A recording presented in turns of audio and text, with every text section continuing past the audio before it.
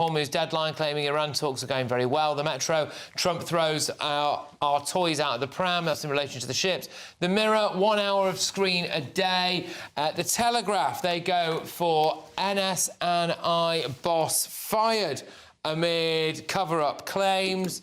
And then The Independent goes for Britain's economy is the worst hit by Trump's war. The Times, Trump gives Iranians 10 more days to open the Strait. And The Sun goes for call to parents, limit screen time for under fives, warns the Prime Minister. Right, well, look, thank you very, very much, everybody. That's it from us here now. Thank you to my wonderful panel. Thank you for watching and listening. We are going to take you stateside for The Late Show Live. Thank you, Patrick. Well, it's been a busy day here in Washington, D.C. for me and GB News. I was at the Cabinet meeting at the White House this afternoon. I got to ask President Trump a few questions on behalf of you at home. So we'll be showing you what happened. It relates to Iran, it relates to the UK, and some pretty shocking things that the President said about how he feels about the Prime Minister, and also what he said about the upcoming visit from King Charles. Stay with me.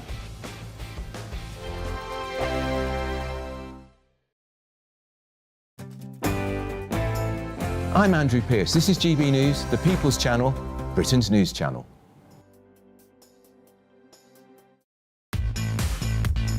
5 hosts, 5 opinions, 5 fearless debates, 5 unfiltered takes on the day's news. 5 reasons not to be anywhere else on Saturday night. This is the Saturday 5. You got me good there. Britain's biggest Saturday night TV show. It's not a bad brand. Yeah. Uncensored. Very, very racy tonight. On the unpredictable. What did she say? Can you translate it for us? And always entertaining. And how can a country go from being led by William Wallace to Saturday nights from 6 p.m. only on GB News. the People's Channel? Britain's news channel. You're going to want to stay tuned, trust me. Westminster, the ultimate clique. And you're fighting like rats in a sack. But here on the Camilla Tominey Show, we ask the questions the establishment media is too scared to ask. OK, let me ask you a straight question, because I know you're a straight-talking politician. Whether it's net zero, illegal immigration or law and order, nothing is off limits. You had the power then. Yeah, as I and say, now you've lost it. That's the Camilla Tominey Show, a politics show that's fearless. But no, let me finish my question if you don't mind, because it is my show. Sundays at 9:30, only on GB News, the People's Channel, Britain's news channel. Westminster's full of talk, but out here, it's the real world. am I allowed to talk now? No, that's it. This is where it matters, real people and real lives. That's what politics is all about. In fact, has Trump made a good start? No. Straight answers, no spin, and just a couple of pints. How many fingers have I got up? About 10. So join me for Lee Anderson's Real World every Friday at 7 p.m. only on GB News. The People's Channel, Britain's news channel. From the school run to the home run, watch a new show for all of Britain. So he can say whatever he wants. A straight talking show where all voices are heard. And, you know, when are we going to stop talking about smashing the gangs and actually do it? With the stories that matter from every part of our country. There's a bit of a crash landing there for your Chancellor. Bold, fearless and standing up for you. That's me, Martin Daubney, 3 p.m. till 6 p.m. weekdays, here only on GB News. The People's Channel, Britain's news channel. Breaking news, live updates, stories that matter. From the heart of the GB newsroom to every corner of Britain, with our team of dedicated journalists across the UK. GB News bulletins are there to deliver the latest news that matters to you. Bulletins on GB News, the People's Channel, Britain's news channel. I'm Bev Turner. Thank you for joining us on GB News, the People's Channel, Britain's news channel.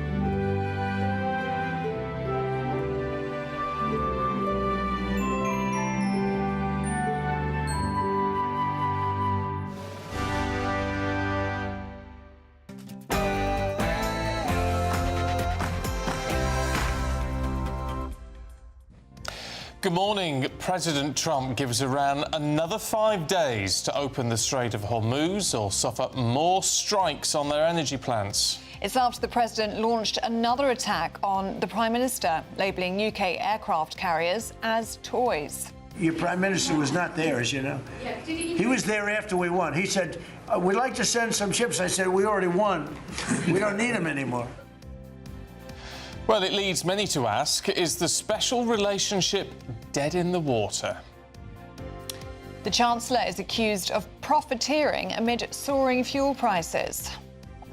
Veterans take part in the Kent Sleep Out with World War I style trenches, all in aid of raising money for homeless veterans. Charlie Peters is there.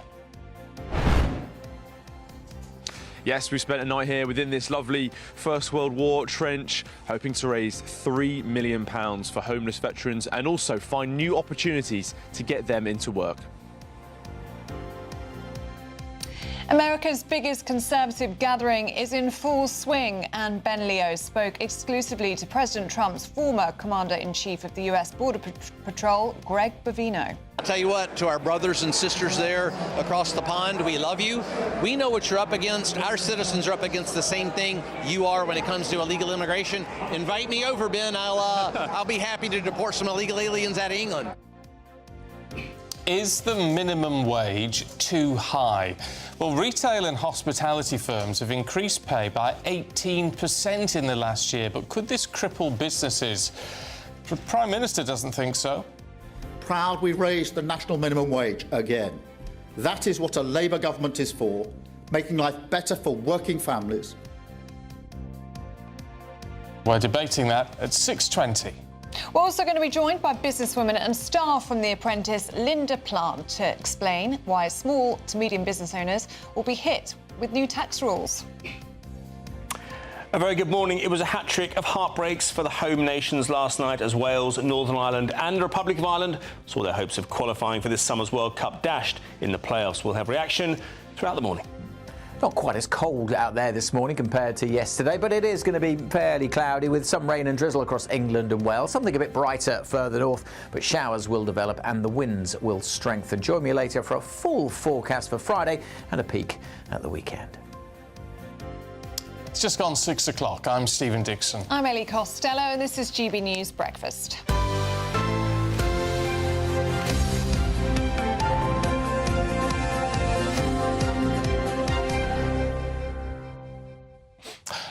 I've got a lovely one, a lovely little story this morning. But I don't know if you'll get it, because you're not a sci-fi fan, are you? I'm not a sci-fi fan, but I know you are, so go on. I'm not either, really. Oh, really? C3... But you know who C3PO is? Yeah, of course I do, yeah. You know who C3PO? Who's that? Theo knows who C3PO is. Is a... Star Wars. Yeah. Star Wars. Yeah, Star Wars, the little gold robot. Yes. Yeah. Oh, I'd know his face. Yeah. Well, you his could, face. Well, no. Well, that's what matters, because you could buy his face. Right. It's one of the pieces of C3PO from The Empire Strikes Back, which was the second movie in 1980, and it's gone up for it's sold actually at auction. Guess how much for? £100,000. No, go on. £801,818. Nearly $1 million quid. Who bought that? Well, someone with a lot of taste. I mean, and a lot of money. And a lot of money. I mean, it's a real piece of history. Did you watch at the cinema? Yeah. Did you? I fell asleep during the first Star Wars film because I was late showing. I was 4. Oh, right. Yeah, it's a bit young. So I fell asleep in that one, but I did go to the cinema to see... I went to cinema to see them all. Because this was the one where you first saw Yoda. Oh, right, yeah. Do you remember Yoda? Yeah, I do. But anyway, so you could buy that C-3PO for £801... Well, someone's bought it for £801,000. But what a thing to own. No, actually. More money than sense. 800. You could buy a very nice house. I know, very but you nice could you will undoubtedly make money on that in future. Oh, you make money on it. Yeah. It's an investment. Oh, it's an investment. You're just putting money aside. You're not actually spending it. You're just parking it. Apparently, pieces from Jaws were also on sale at this auction as well. Teeth? So the harpoon gun used by Quint and Hooper went for $248,000. Yeah. Ooh. Yeah. It's a lot of money in kind of movie props. But when it's a real classic piece, then it's an investment. You Oh, don't it is. have to sell it whenever you want. In fact, if you if I'd have guessed at the price, then I may even have gone higher. Seriously. Well, there you go. Eamonn's got loads of money. He'd have paid more for it. All right, should we crack on with the main news this morning? Because President Trump, you know, he'd paused. This gets very confusing because he paused the bombing on Iran because of the peace deal, and then said yesterday, as we were reporting, he was going to unleash hell on Iran if they didn't get on and sign it. He's now extended it by another 5 days, saying the talks are going very well. But President Trump says if things take a turn for the worse, he has this stark warning. But they now have the chance, that is Iran, to permanently abandon their nuclear ambitions and to chart a new path forward. We'll see if they want to do it. If they don't, we're their worst nightmare. Well, the president's announcement led to a climb down in oil prices. Here at home, though, Rachel Reeves is being accused of being the real winner in the oil crisis. Well, Conservative leader Kemi Badenoch and top business owners claim that the government are cashing in on rising fuel prices, while the Prime Minister and the Chancellor say the retailers are the real profiteers. Let's talk to the news editor at the Press Association, Theo Usherwood. Morning, Theo. Good morning. Well, look, prices go up, and because of fuel duty and how that works as a percentage, obviously the government is going to get increased tax revenues on that. Is that necessarily a bad thing in that we need the money? Well, yes, but I think the gripe from the boss of Next, from the bosses of of the M&S, Marks and Spencer's as well, is that okay, it's all very well, and the fuel retailers, it's all very well to accuse those those who are working at the pumps delivering fuel and those companies of price gouging, of increasing the price of petrol and diesel at the pumps. But actually, if you're making money as the Chancellor of the Exchequer, because fuel duty and VAT run as a percentage and therefore your revenues go up into the Treasury, then it's slightly hypocritical. And the Chancellor and the government across the board are trying to get ahead of this because, of course, we're likely to see, and it is, I think, probably welcome news for many people that Donald Trump has announced this pause to negotiate with Iran, that the longer this conflict goes on, that the worse the effects on the British economy are going to be. The OECD has come out and said that actually the British economy is going to be the worst hit of all the G7 countries. So it is not looking good in terms of inflation. That means interest rates stay high, and that's bad news for homeowners as well. We've had business bosses speaking out as well, haven't we, Theo? We've heard from the boss of Next saying that the government must not end up profiteering from this crisis in the Middle East. M&S boss as well, Stuart Matchin, has blamed Labour's green levies for driving up energy bills. Yeah, and that's the Tories have come out and said very clearly that they would get rid of the green levies and offer some respite for people with their energy bills. And at the same time, you've reported this, I'm sure, on GB News, that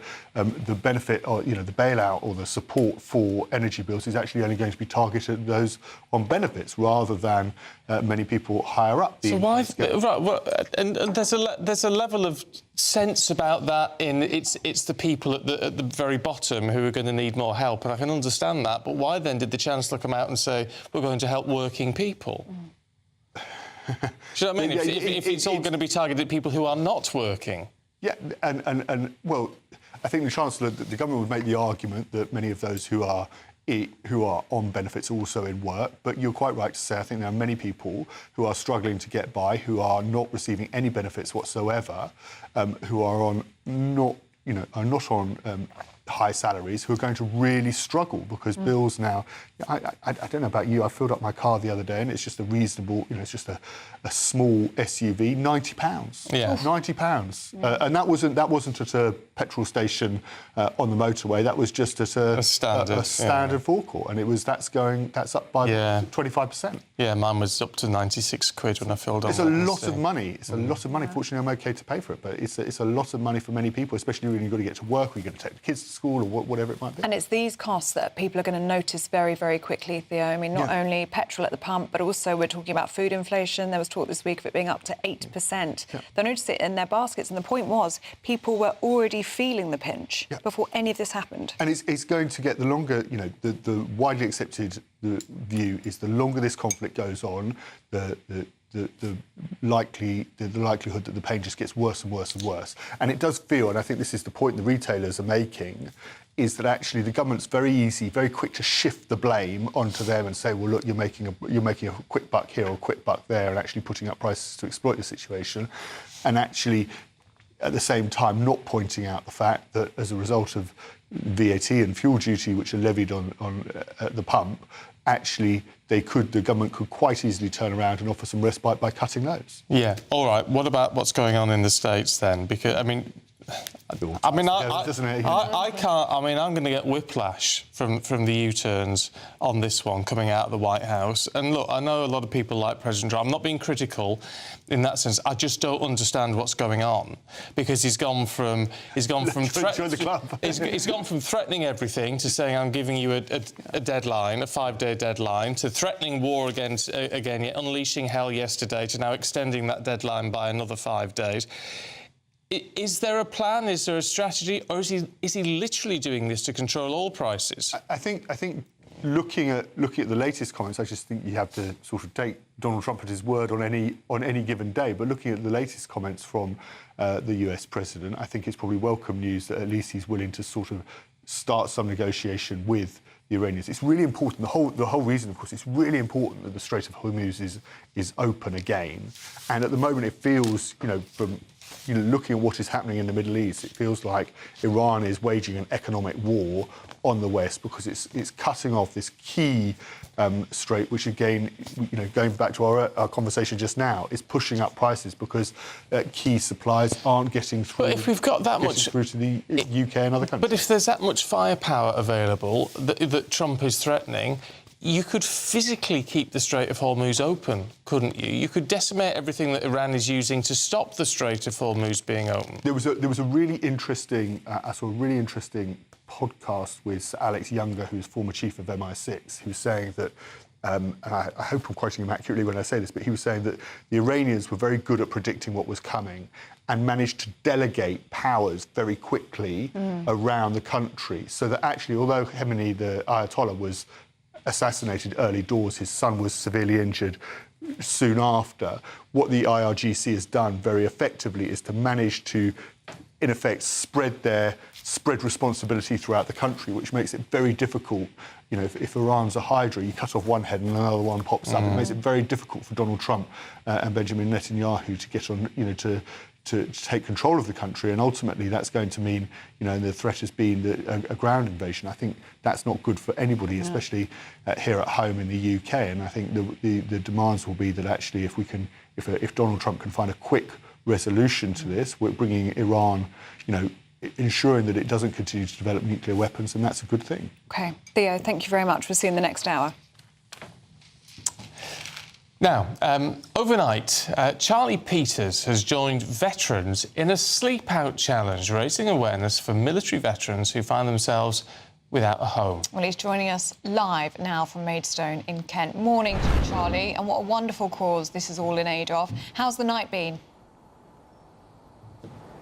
It was pretty cosy, actually. Not quite as lovely as my usual accommodation, but actually this trench system behind me did a pretty good job. There are hundreds of us here for the Great Tommy Sleep Out. This is organised by the Royal British Veterans Enterprise charity, supporting thousands of veterans all around the country who are in homelessness crisis or are looking for work. And this is the area we were sleeping in last night. I just want to take you through a bit of a tour of the trench system, because it is quite something, this place. I didn't realise just how extensive it was, Stephen and Ellie, because you come down this little tunnel here.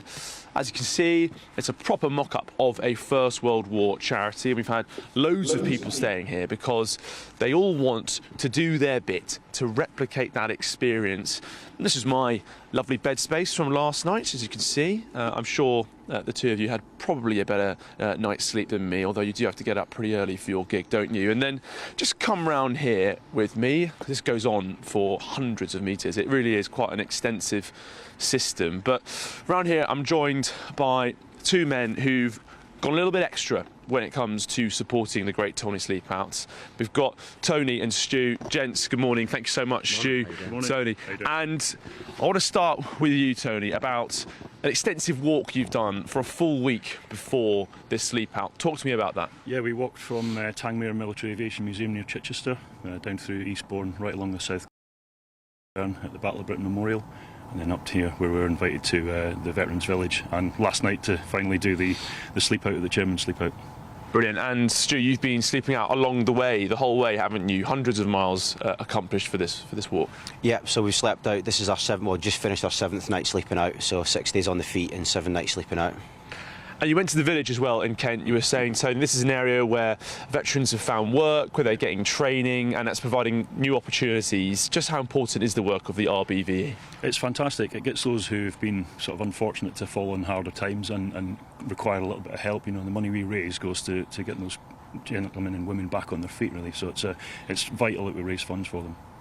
And Stu, what was it like doing this with your old mucker, Tony? Because you guys served together in the RAF, you had a career together. What was this experience like going through this together again? Yeah, I mean, we've known each other for about 19 years now, and we've been doing the walking for three of those years. And it's just, yeah, it's great. It was a good catch-up. It's a good week away. And we just reminisce and plod on and do the thing that we do. As Tony said, it's a really viable thing we're doing to raise awareness and funds. So that's the other driving force behind it. And it's just good to be doing something with somebody like Tony. And last night, Tony, sitting around a campfire, well over 100 people here. Yeah. It does replicate, doesn't it, that sense of the camaraderie in the military, these sorts of events? Yeah, and the charity have done a really great job down here, and to use that little bit of sort of home time, if you like, when everybody gets around the fire and chats about their day. It's massive, and it gets everybody together. Yeah, a real privilege to be part of this. Thank you to both of you, and thanks also to the GB News viewers and listeners, because last night when we were covering the RBVE, we've just been told by the charity that hundreds of you went online and donated. They're searching for a £3 million goal this year. GB News viewers and listeners have certainly done their bit to contribute to that this year. Oh, fantastic stuff, Charlie. Thank you so much. Yes, you're a generous bunch, you lot. They always are, aren't they? Yeah. Especially when it comes to our veteran community, they will always dig deep. No, it's much appreciated. Yeah, really worthy cause, thank you. And they don't miss a trick either, because I've just logged in to have a look at your comments, and there's loads of you saying that I haven't fastened the buttons on my cuffs. And you weren't wrong. No, you weren't wrong, no. So we fixed him now? So we fixed him. They're sorted now. Someone's saying, well, no, they're cufflinks and he's lost his cufflinks. No, then these are buttons, these ones. But I do apologise. And he's fixed now? But I got dressed in the dark. It's what happens at 3 o'clock in the morning. Yeah, exactly. But yeah, they will be across everything. You don't need to worry about that. gbnews.com/will say, keep your views coming in. Right. I've listened, I've understood. Now you have a listen to this. It's the Daily Reflection. The GB News Daily Reflection. Hello, I am Marjorie. I'm a Baptist minister in Sheffield. In the Gospel of John, chapter 11, we find one of the shortest and most powerful verses in the Bible. Jesus wept. The moment happens at the tomb of Lazarus. When Jesus Christ arrives, he knows probably that he's about to raise Lazarus from the dead, and he knows that a miracle is coming. And yet when he sees the death of a friend and the grief of Mary in those mourning, he weeps. That matters. It tells us that Jesus is not distant from our suffering. He's not cold or unmoved. Even perhaps knowing the outcome, he enters into the pain of the moment. He feels the weight of loss. He shares in the human sorrow. For anyone walking through grief, disappointment, sickness, sadness, or heartbreak, this verse speaks to us. God is not indifferent to your tears. The one who has power over death still pauses to cry. Hope does not cancel grief. Jesus holds both deep compassion and divine power. This verse, Jesus wept, means that you are not alone in your suffering. He stands beside you in hospital rooms, at gravesides, in sleepless nights, in private battles that no one else sees. He does not rush past you in your pain. He meets you in it. He is not distant from your pain, and nor did he cause it. He steps right into it and meets you there. And just as he did at Lazarus's tomb, he brings a hope into places that feel final. So if you are hurting today, remember the Saviour who can overcome death is also the Saviour who weeps with you.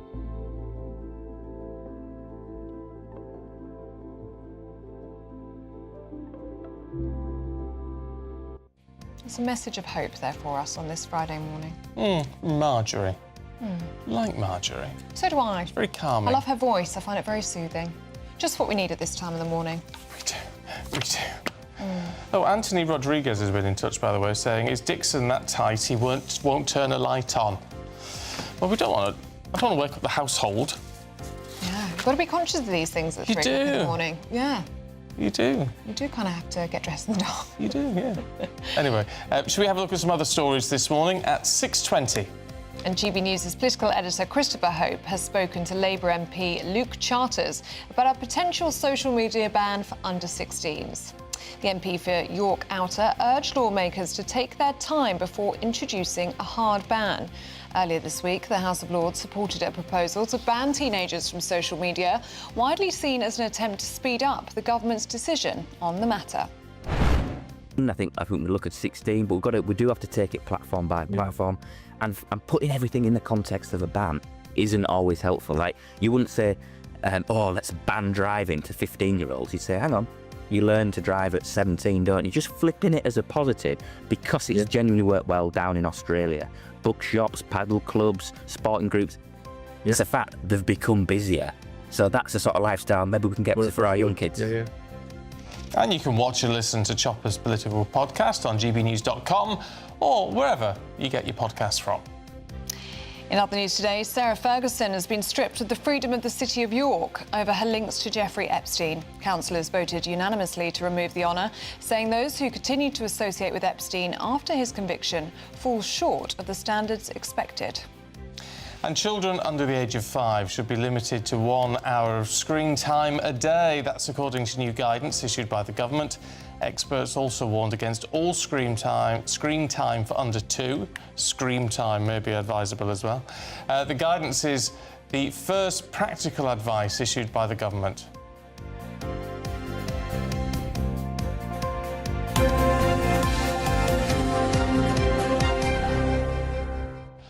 Does that include television? I think it's really difficult to know, because one of my friends got a 2-year-old, you know, Beck. Oh, yeah. And she limits it to old-style kind of cartoons, so it would be, or animations, so it would be Lion King or Jungle Book, things like that on the big screen, and she thinks that's OK, but wouldn't give him a phone or a tablet. Thing. Just like our parents would have done, I suppose. That's in front of a film. I don't think that's the same thing as a tablet or a phone. Yeah. This is the thing you've got to be... It's not online, is it? No, it seems to be... we seem to be differentiating between the two, don't we? But it's confusing. I think for any parent watching, and we sort of say, well, no screen time, I say, well, can they not watch the telly then when they're under 2? But telly can be quite educational, can't it? With programmes and films and that kind of thing. Well, I think it's the online element. The argument can be that there's educational stuff on YouTube as well. It's just it goes on forever, doesn't it? You just keep swiping through. Yeah, and it does change their behaviour, doesn't it? It's not good, we know that. But this is the first government advice. Let us know what you think about that. gbnews.com/say, especially if you're a parent or a grandparent. Let us know what you think. What do you do at home? Do let us know. Right, it's time for the weather now with Alex Deakin.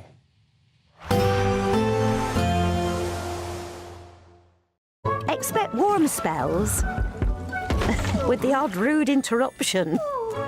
Box Boilers sponsors the weather on GB News.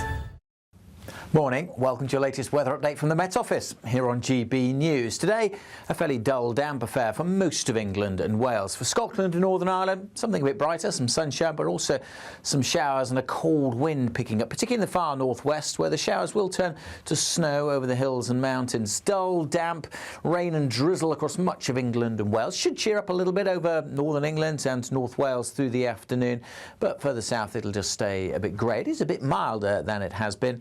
Some Some sunshine developing over southern Scotland, northern England later, 10 or 11 degrees. But some heavy showers moving in across Scotland and Northern Ireland later on, and the winds will start to pick up once more too. In the south, the thick cloud, rain and drizzle will persist through the evening rush hour, and the winds will continue to strengthen over northwest Scotland. Blustery conditions here with more showers piling in. Increasingly, those showers over the hills could just start to come down to somewhat lower levels. We'll see a mixture of sunny spells and a few wintry showers over the hills of Northern Ireland too.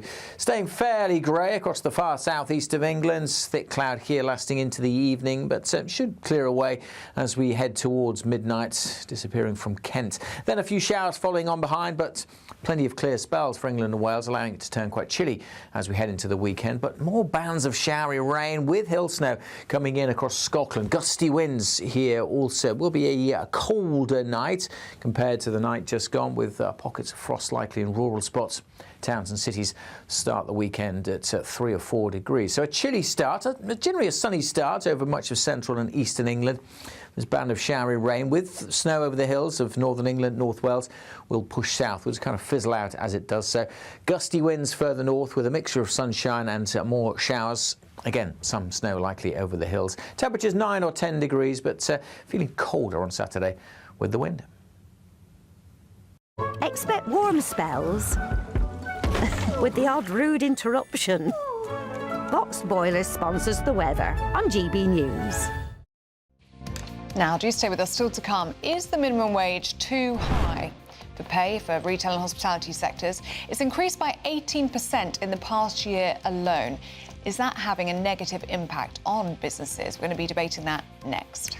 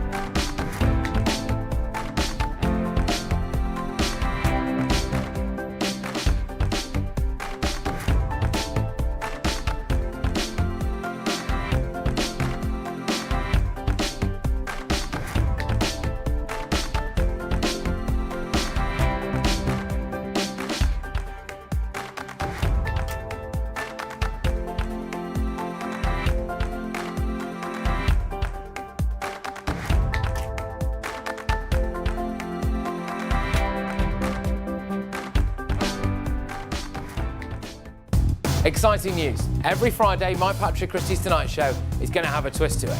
We're welcoming some special guests. You.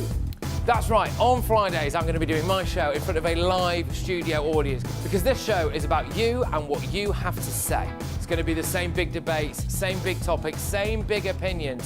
But every Friday night at 9 p.m, you are invited to come on down to Patrick Christie's Tonight to be a part of the action. Only on GB News, the People's Channel, Britain's news channel. Westminster, the ultimate clique. And you're fighting like rats in a sack. But here on the Camilla Tominey Show, we ask the questions the establishment media is too scared to ask. OK, let me ask you a straight question, because I know you're a straight-talking politician. Whether it's net zero, illegal immigration or law and order, nothing is off-limits. You had the power then. Yeah, as I and say, now you've lost it. That's the Camilla Tominey Show, a politics show that's fearless. But no, let me finish my question if you don't mind, because it is my show. Sundays at 9:30, only on GB News, the People's Channel, Britain's news channel. As soon as it hits 11 and the headlines come in, Late Edition brings you the breaking news from all the front pages. because the news is going to happen. So get a head start today. Patrick Christie's Tonight, Late Edition. Alex Armstrong Tonight, Late Edition. From 11 o'clock every night. Only on GB News, the People's Channel, Britain's news channel.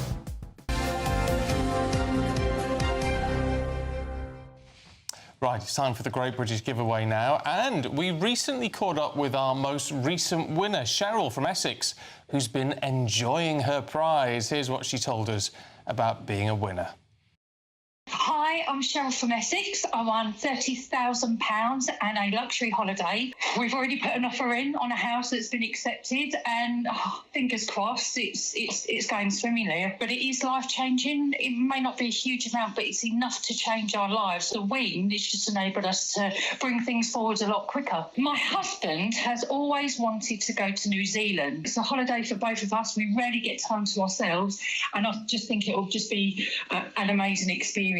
Enter it, anyone can win. Why not give it a go? You've got nothing to lose. I had nothing to lose, so if you're not in it, you can't win it. Oh, Cheryl, congratulations. You can just hear how much that means to her. And that incredible New Zealand trip. You deserve it, so enjoy every single moment.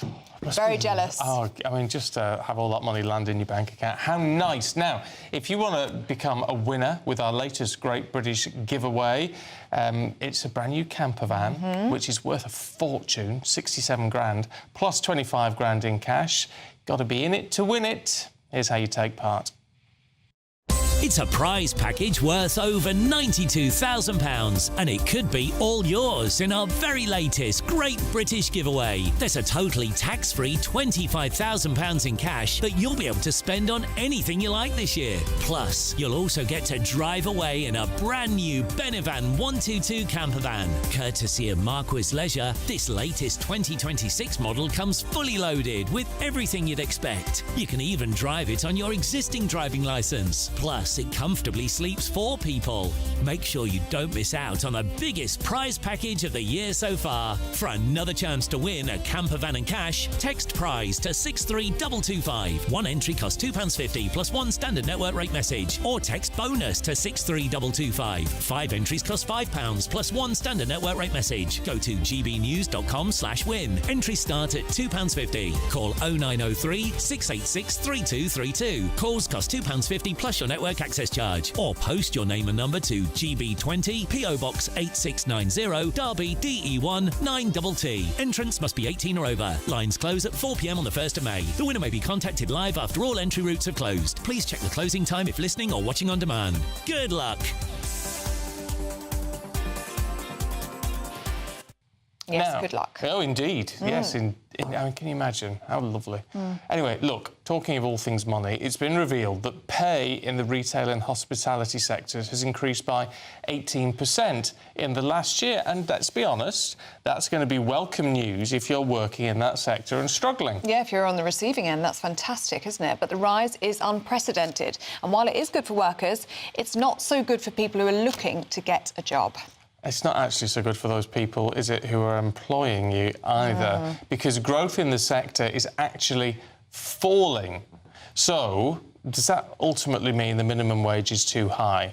Well, to debate this morning, we're joined by social commentator and journalist Maxwell Marlowe and hospitality and drinks entrepreneur Steve Perez. Good morning to you both. Steve, let's start with you. Is the minimum wage too high? The problem is, it's not a case of it being too high. It's too high for 18 to 20-year-olds. It's gone up by over 8%, which is double. It's gone up for 21-year-olds. Now, generally, people are getting pay increases by around about 3%. And to give an 8% increase for 18 to 20-year-olds, it's going to make it more expensive for us to employ younger people. Maxwell, what do you think? Is the minimum wage too high? I think I don't just think it's too high. I think I would abolish it entirely, Ellie. I mean, we've seen this large increase, but this isn't new to really anyone. We can see from a lot of studies, especially in America, that when the minimum wage is hiked significantly, like it has been over the last few years, that cost is actually passed through straight to the consumer, which in many ways is exactly the same people who will be buying things who are on the minimum wage. So we can see this throughout the economy. It's not just young people, it's women, it's also disabled and marginalised workers. So I'd get rid of the minimum wage and return to what should be a really properly functioning labour market. It's no wonder that unemployment is going up, not just in hospitality, but across the economy. Yeah, I mean, this is the problem, Steve, isn't it? I mean, on paper, it's a good idea, and if you've got a strong economy, it's a good idea. But when the economy is faltering, it just seems to become a vicious circle. Yeah, it's a great idea, but unfortunately, hospitality seems to be get hit in every way possible. Yeah, for example, we've just had an NI increases, we've had business rates increases. We're already at a disadvantage compared to the rest of Europe because we pay 20% VAT as opposed to 10% in most of Europe. It's becoming more and more difficult for us to get young people to come into the industry. And one of the other issues we really have is that because of a change of labour laws, it now means that if somebody works for 12 weeks, we then have to guarantee hours for the next 12 weeks. So for an example, I have a wedding venue. Now, we employ a lot of young people at that time, during wedding season, I should say.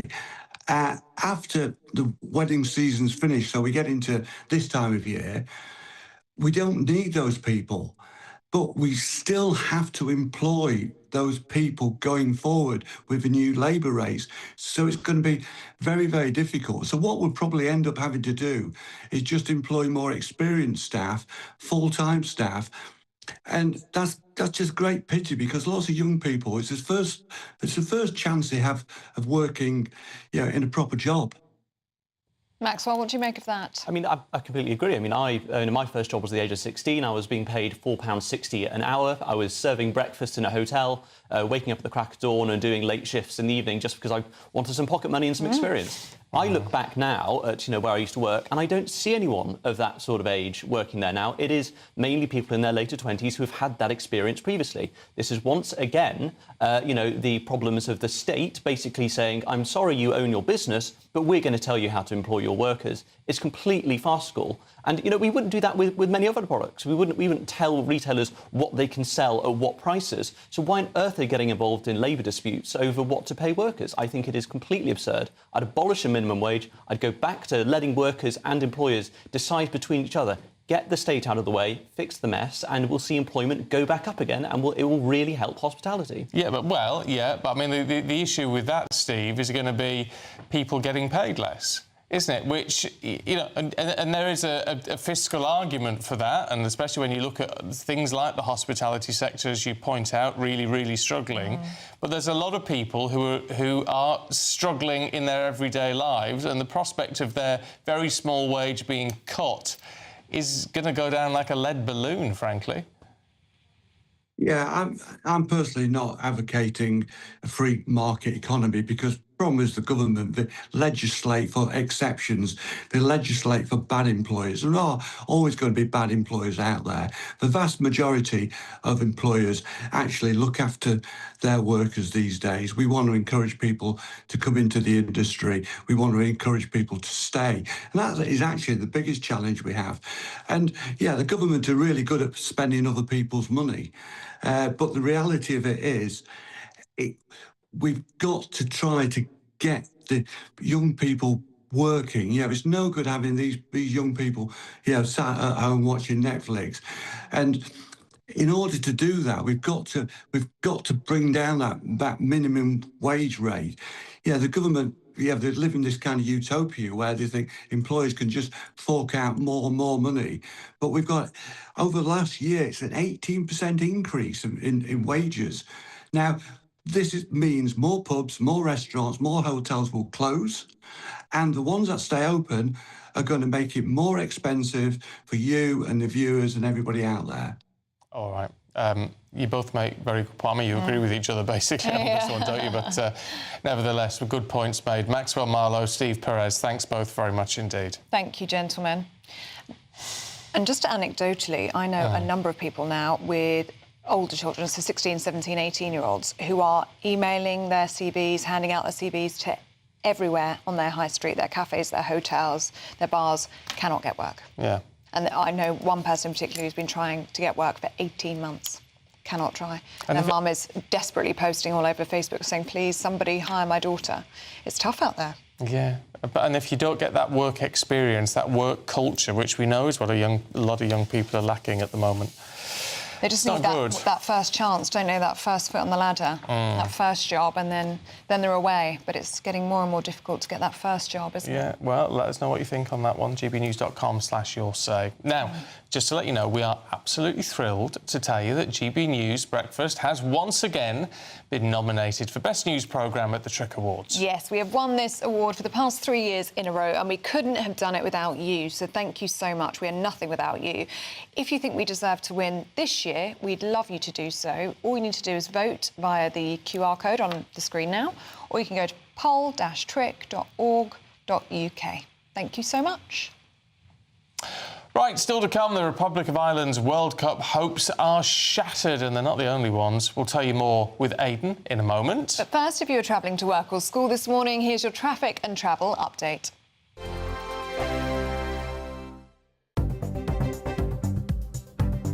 Good morning. This is the latest AI travel news from gbnews.com.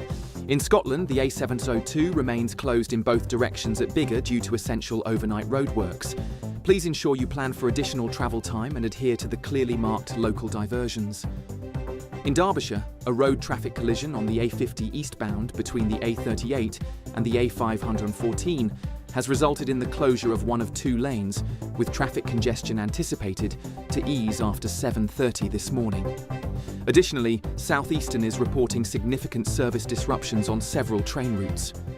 For more travel news, go to gbnews.com.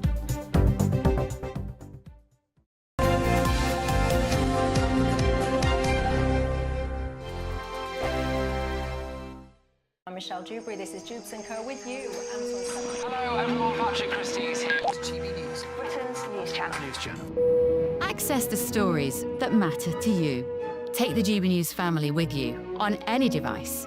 And as long as you have an internet connection, tune in to GB News anywhere on the planet or beyond. I've been in Westminster for a long time, but I know that though power may be here, its effect on people's lives is across the whole of the country. We may be where rules are made, but it's where they're implemented that matters. Join me, Jacob Rees-Mogg, for forthright and frank discussion on where Britain has come from, where it's going, and where it will end up. That's State of the Nation, Monday to Thursday, 8 to 9 o'clock. Vox Populi, Vox Dei. Westminster's full of talk, but out here, it's the real world. Am I allowed to talk then? No, that's it. This is where it matters, real people and real lives. That's what politics is all about. In fact, has Trump made a good start? No. Straight answers, no spin, and just a couple of pints. How many fingers have I got up? About 10. So join me for Lee Anderson's Real World every Friday at 7 p.m. only on GB News. The People's Channel, Britain's news channel.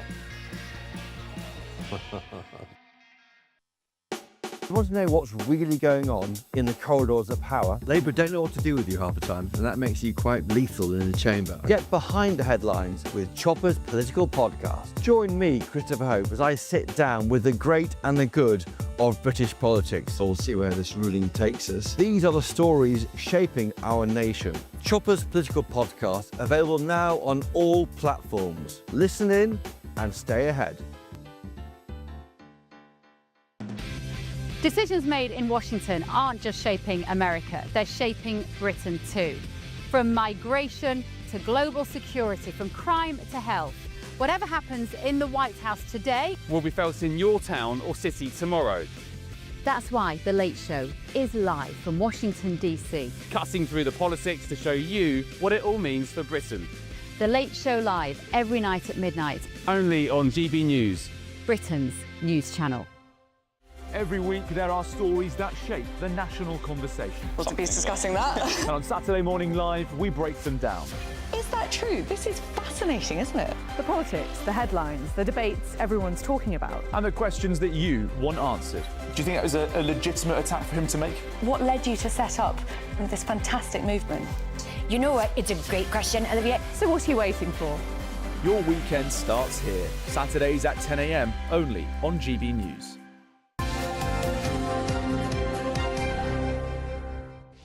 Welcome back. It's Sports Time. Aidan McGee is here with us. Morning. Good morning. Look, I've got a smile on my face, but that doesn't actually convey what happened last night. It looked so good at half-time. I'm calling it a hat-trick of host nation heartaches or heartbreaks. What do you think? Triple H. Triple H. I actually thought that was quite good. Yeah, thank you. Well, look, we'll hear from the Wales coach, Craig Bellamy, in a moment. But, look, it looked so good for the Republic of Ireland last night, 2-0 up inside 15 minutes or so. A penalty and an own goal. Did they use up all their luck in that period? I'm not really sure, but it went to extra time and penalties. I'll tell you what I'm seeing with this Republic of Ireland side, though. And bear in mind that the next Euros is going to be on these shores across the four nations. They don't qualify automatically. But there will be two spaces available for them if they don't qualify through the usual routes. Now, look, it went to penalties last night. I'm seeing togetherness. There are no Paul McGraths, there are no Frank Stapletons or Roy Keanes, but they have got some real togetherness now with good championship players, and that's why they're going deeper into these tournaments. Wales, they blew it. They scored a magnificent goal in the first half. They conceded 4 minutes from the end through a goal by Edin Dzeko. He's going to be 40 next time he plays at the World Cup. Let's have a listen now to Craig Bellamy after that heartbreaking defeat in Cardiff last night. It's hard to think about now, even though I'm trying, I'll think about that tomorrow morning. Because, literally, I hurt tonight. And I'm accepting to let that hurt now. It's sinking in now as I'm talking. It'd be a sleepless night. It'd be difficult to sleep off the back of this one. But it makes me even more determined. Tomorrow, the sun will rise. Sun will rise. Well, he needs to hit a really positive note there because Wales did play well last night, despite the fact that they did throw away that early lead. But as I say, England are going to be there next summer, as we know. Scotland are there as well. It was a huge chance last night. As I say, at half-time, it really did look good for the host nations, but penalties are a little bit of a lottery, and they go again. They've got a big opportunity next year, and let's hope they can do it then. All right, Aidan. More to come later on as well. We've got Frank Warren talking about the boxing, and we've got England in action tonight against Uruguay. Lovely. Fantastic. Aidan, thank you. Thanks, Aidan. Now, do stay with us. We're going through the papers, won't we? We will be, with Susan Holden and Norman Baker. That's straight after the European forecast. Ready to soak up that holiday sunshine? Won't we need some cover? No worries. All sorted. All Clear Travel Insurance sponsors GB News Travel Destinations forecast. More heavy rain heading its way into Turkey. Fairly wet on the north coast of Spain, but much of the east coast and the south coast dry and sunny spells too for the Canaries and Madeira. There's that sunshine for the Algarve, along with southern Spain, and mostly for the Balearics. Some showers are possible here. A few showers clearing away from southern Italy. There's that heavy rain moving into Turkey. Again, quite gusty and blustery here, with a few showers in Greece. Staying fine and sunny in Tenerife. All Clear Travel Insurance sponsors GB News Travel Destinations forecast. At GB News, we love to hear from you, our loyal community. So drop us a line at gbnews.com/yoursay. There you can talk to each other and also to the presenters live on air. gbnews.com/yoursay, because GB News is your channel, Britain's news channel. This is GB News, Britain's news channel. Derek Herbert, who's a Winston Churchill impersonator. Derek, or should I say Sir Derek of Churchillshire. It's a magnificent privilege to have you on. What do you think Winnie would say about the prospect of being replaced by Rattus Rattus? I think he'd be terribly upset. I mean, to have his face taken off a £5 note to be replaced by pigeon and bloody rats, I think it's a disgrace, and we should be ashamed of ourselves. And Derek Herbert's, of course, the true rat in this equation was the guy that Churchill beat, Adolf Hitler. Adolf Hitler, that's right. We don't want him on there to say it, or anything that relates to him. Absolutely. I mean, we're living in a very woke society. I hate that word, but I just believe we're all very, very disrespectful. Absolutely. And voted the greatest Britain of all time. What the hell is going on? And and Derek Herbert, Donald Trump, of course, there you go, as you have a puff on your cigar. Well earned, may I say, sir, and hopefully you had champagne and whiskey for breakfast as well, just like the great man himself. But Derek Herbert, please, could I get you to recite the epic, soul-stirring speech, of course, Winston Churchill, most famed for, we shall fight them on the beaches.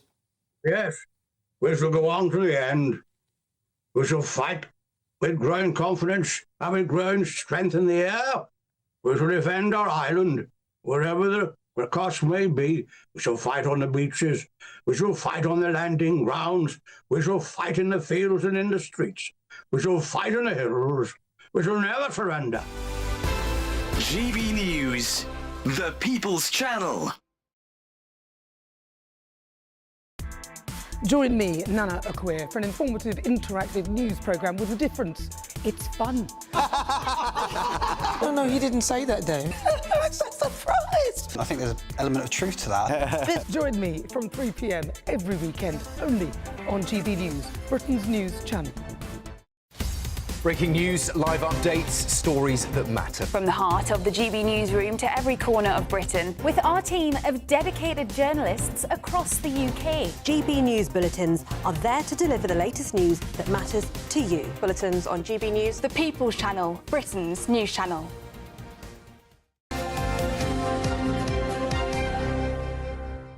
Well, we're having a quick run through the papers with the author and broadcaster Susan Holder and former Lib Dem Minister Norman Baker. Morning, you two. Hello. Morning. Norman, let's have a look at the time, should we, in this extended deadline that Trump has given Tehran? Well, he changes his mind almost by the hour, doesn't he? It was 48 hours, and it was 5 days. Now it's 10 days. He said the war had been won. Then he said he was winding things down. Now he's putting soldiers on the way to potentially invade Kharg Island. I mean, we're not clear what he wants to do. I'm still not clear a month on what the aims of the war are, as far as he's concerned. The main aim appears to be to open the Strait of Hormuz, which, of course, was completely open before he launched his invasion in the first place. So, and he's also been insulting to British troops, of course, yet again, by calling our aircraft carriers toys. Yeah. I mean, this man is just so rude. He's not an ally the way he's behaving. But what he is... Well, his argument would be, neither are we. Well, no, the reason he's given 10 days, let's be quite clear, is because he's having a big problem with what he calls gas prices, fuel prices in the US. And he's trying to calm the markets down so the price of oil comes down. That's what it's just all about at the moment. Or is he just biding time to get Marines and paratroopers he's doing that as well. Kharg Island? Yeah, I think he's doing that as well. But the way he's speaking is in order to calm the markets. Well, that's why he keeps saying it's all over as well, doesn't it? Well, we've won and it's all over. And that, every time he says that, it does actually affect the markets. He is primarily, of course, a businessman. Yeah. And I think that's the way he's... As much as he sabre rattles around the world and is, a world leader, business is what is in the forefront of his mind all of the time, and that to me is what's going to define what his actions are as well as his words in the end, because he won't be able to survive in power if he completely wrecks the economy. That's exactly right. And what he wanted to do in Iran was he thought he could go in and do a Venezuela and be out in 48 hours with the right result. And do you know who else did that sort of thing? It's Putin with Ukraine. He thought he'd be in and out. Yeah. It's true. They're putting up much more of a fight than he thought, I think. Susan, let's have a look at something else this morning. The front page of the Mail says that Reeves is profiteering from rising oil prices. Yeah, this is an accusation that's come from various people, Kemi Badenoch, obviously, but also from business leaders like the boss of Next, Lord Wolfson, and the M&S chief, Stuart Makin, who believe that the policies that the Chancellor is in charge of, particularly the green levies and things like that, are actually where she is banking a lot of the money that is coming from increase in fuel prices. And this is all going on with the backdrop of the fact that they're also trying to negotiate with the power companies who are not very happy about the language and the attitude of Westminster and have actually walked out of talks where they were hauled in to be told don't profiteer, while actually a lot of the money is going into the coffers of the Treasury because of the way it's all set up, which it would be. But in that sense, I suppose, they could reduce duty and tax to the point that they're not losing any money. Correct. They're just not making any more. This is a bounce on the money that nobody was expecting. Do they need to pocket that? I think. Well, I mean, first of all, the thing is a moving feast, so you can't have a Treasury decision which changes from week to week. So I think they may well, to be fair to them, look at the situation if it carries on like this for any length of time. But to be fair to the government, fuel duty was frozen in 2011 and hasn't gone up since then. And in fact, there was a so-called temporary cut brought in, I think, about 2022, which is still there. And the government was proposing to remove the temporary cut. That's what they were doing. So, you know, if you look at the cost of fuel compared to the cost of travelling by train and by bus, for example, you'll find the motorists have not had a bad deal. Well, no, compared to public transport, they haven't. You know. Maybe. That's all right, a lot, you though, two. does it, with public transport costs in this country? No, thank you very much indeed. Sorry, it's so short. We'll have a longer one next hour. Thanks, you two. Here's the weather with Alex Deacon.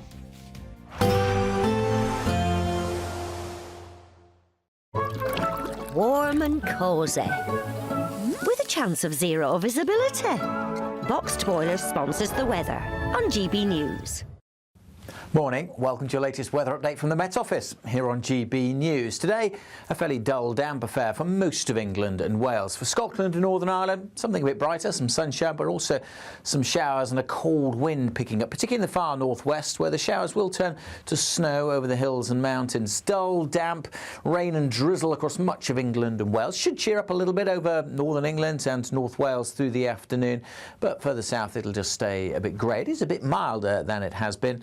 There's some sunshine developing over southern Scotland, Northern England later, 10 or 11 degrees. But some heavy showers moving in across Scotland and Northern Ireland later on, and the winds will start to pick up once more too. In the south, the thick cloud, rain and drizzle will persist through the evening rush hour, and the winds will continue to strengthen over northwest Scotland. Blustery conditions here, with more showers piling in. Increasingly, those showers over the hills could just start to come down to somewhat lower levels. We'll see a mixture of sunny spells and a few wintry showers over the hills of Northern Ireland too.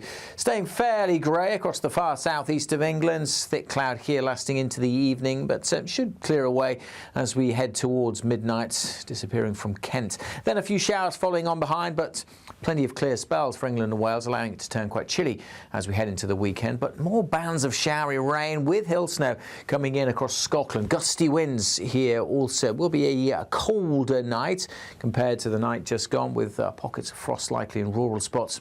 Towns and cities start the weekend at 3 or 4 degrees. So a chilly start, generally a sunny start over much of central and eastern England. This band of showery rain with snow over the hills of northern England, North Wales, will push southwards, kind of fizzle out as it does so.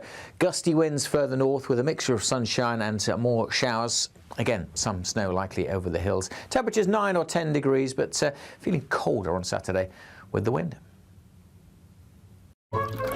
Warm and cosy, with a chance of zero visibility.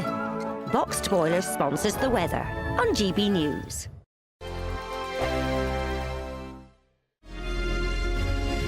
Thank you, Britain, for the thousands of you who are becoming friends of GB News each and every week.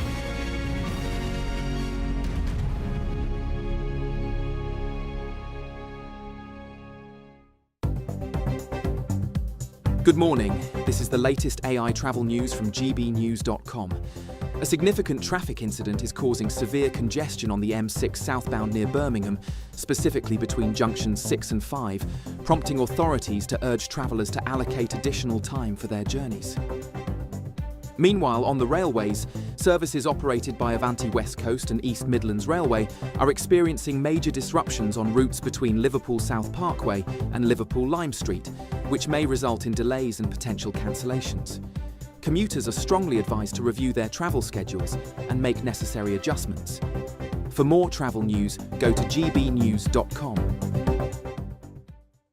It's a prize package worth over £92,000. There's a totally tax-free £25,000 in cash that you'll be able to spend on anything you like this year. Plus, you'll also get to drive away in a brand new Benevan 122 camper van. Courtesy of Marquis Leisure, this latest 2026 model comes fully loaded with everything you'd expect. For another chance to win a camper van and cash, text prize to 63225. One entry costs £2.50 plus one standard network rate message or text BONUS to 63225. 5 entries cost £5 plus 1 standard network rate message. Go to gbnews.com/win. Entries start at £2.50. Call 0903 686 3232. Calls cost £2.50 plus your network access charge. Or post your name and number to GB20 PO Box 8690 Derby DE1 9TT. Entrance must be 18 or over. Lines close at 4 p.m. on the 1st of May. Please check the closing time if listening or watching on demand. Good luck. Britain deserves a newsroom that puts the facts and your voice first. Well, and that's what you get on GB News. Lively debates, lively conversation. And we're not afraid to hold power to account. And each other. So join me, Andrew Pearce. And me, Miriam Gates, for Britain's Newsroom, weekdays from 9:30 on GB News. As soon as it hits 11 and the headlines come in, the Late Edition brings you the breaking news from all the front pages. Because the news is going to happen. So get a head start today. Patrick Christie's tonight, Late Edition. Alex Armstrong tonight, Late Edition. From 11 o'clock every night. Only on GB News, the People's Channel, Britain's news channel. At GB News, we love to hear from you, our loyal community. So drop us a line at gbnews.com/yoursay. There, you can talk to each other and also to the presenters live on air. gbnews.com/yoursay. Because GB News is your channel, Britain's news channel.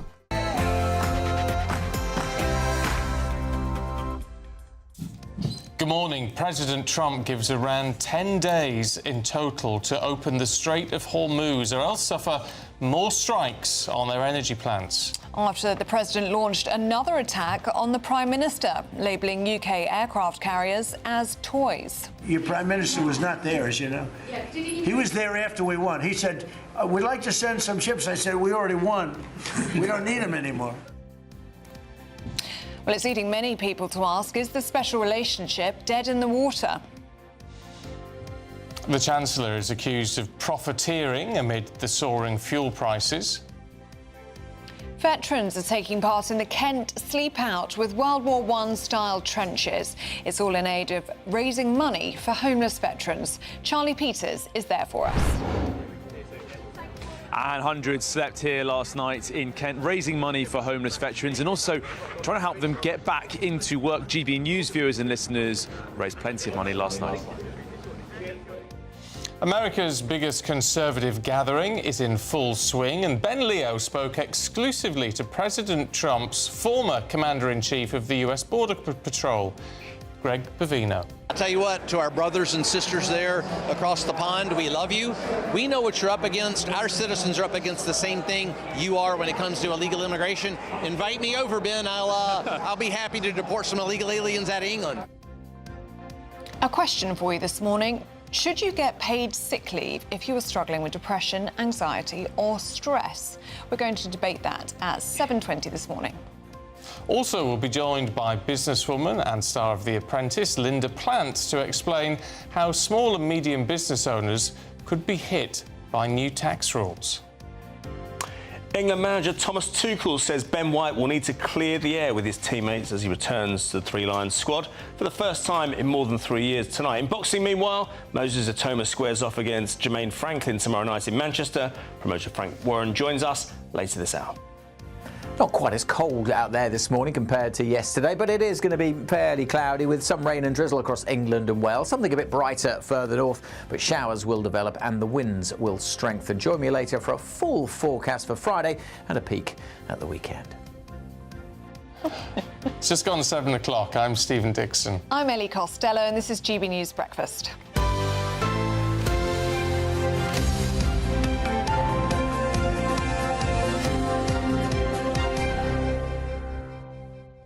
Have you heard this story about the capybara who's missing? No. Samba the capybara. No. He's been on the run for 10 days. I don't know what a capybara is. No, not me. So it looks like a giant guinea pig. Oh, right, OK. You know those ones. I'll get you a picture for the next hour. Anyway, I think he was trying to be transferred to Marwell Zoo. Right. Which is the south of the country, from a smaller zoo, and they put them in like a holding pen, if you like, just, you know, check them over medically, make sure everything's A-OK. Anyway, Samba went for a little run around, and he's been missing for 10 days. Anyway, do not fear, because zookeepers have lured a trap to try and get her back. They filled these traps with melon and bananas. Natural England has also given zoo staff permission to use humane badger traps filled with fruit to try and get Samba back. She was last seen on the River Itchen in Hampshire. Well, anywhere near that? But out of the... She's she could having be a nice... anywhere. She could be anywhere. Well, she was swimming around in the River Itchen. There was a lovely video of her a few days ago. So she's a swimming guinea pig. She's a giant swimming guinea pig. They're very cute. I'd go up and pet her if I found her. They can weigh 80 kg. 80 and they kilograms? Can grow to 5 foot long. Wow. They're bigger than guinea pigs. That's big. They're like giant guinea pigs. Thanks, Theo. South America. I mean, that's like about twice the size of an otter. Yeah, they're big. 5 feet wide or tall? Long. Long. Yeah. Don't think they stand up. They might do. Sort of shoulder height on you. You know where they were a minute ago. Yeah, so there was a video of her swimming around in the river on Sunday. Apparently she looked very relaxed and healthy. And zoo boss Laura Reid, we should get her on the programme, actually. Let's see if we can get her on. She's saying, we've seen her in the bushes and woodland, but we couldn't flush her out. But we know that she's got plenty of food and she looks very happy. So hopefully they can Well, get maybe she'll Samba be back. all right, just doing her own thing. Well, I don't know, Theo. Would they be OK? They're quite. I think they're quite hardy. I think the only reason I know a little bit about capybaras is when I started for 10. But I think there was a song, a capybara song that was on one of those social media platforms. That was sort of went viral, a bit like right. Baby Shark. We missed that. Yeah. Well, they're very cute, and apparently she's not. They're non-native, aren't they? So you know that can impact the local wildlife and stuff. So they probably do want her back at the zoo. But there are calls for her to stay in the wild. The zoo boss has said that's not a great idea. Oh, right. Oh, well, there you go. Anyway, I'll That's keep you me told. posted on Samba. Yeah.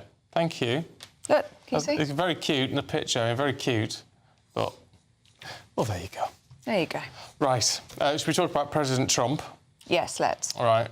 So this is the latest round in what we're getting from President Trump. He's now said he's not going to strike Iran, so there's going to be a pause for another 10 days. That takes it to April 6th.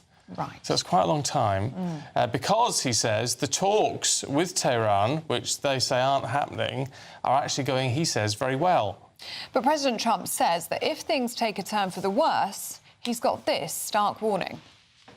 But they now have the chance, that is, Iran, to permanently abandon their nuclear ambitions and to chart a new path forward.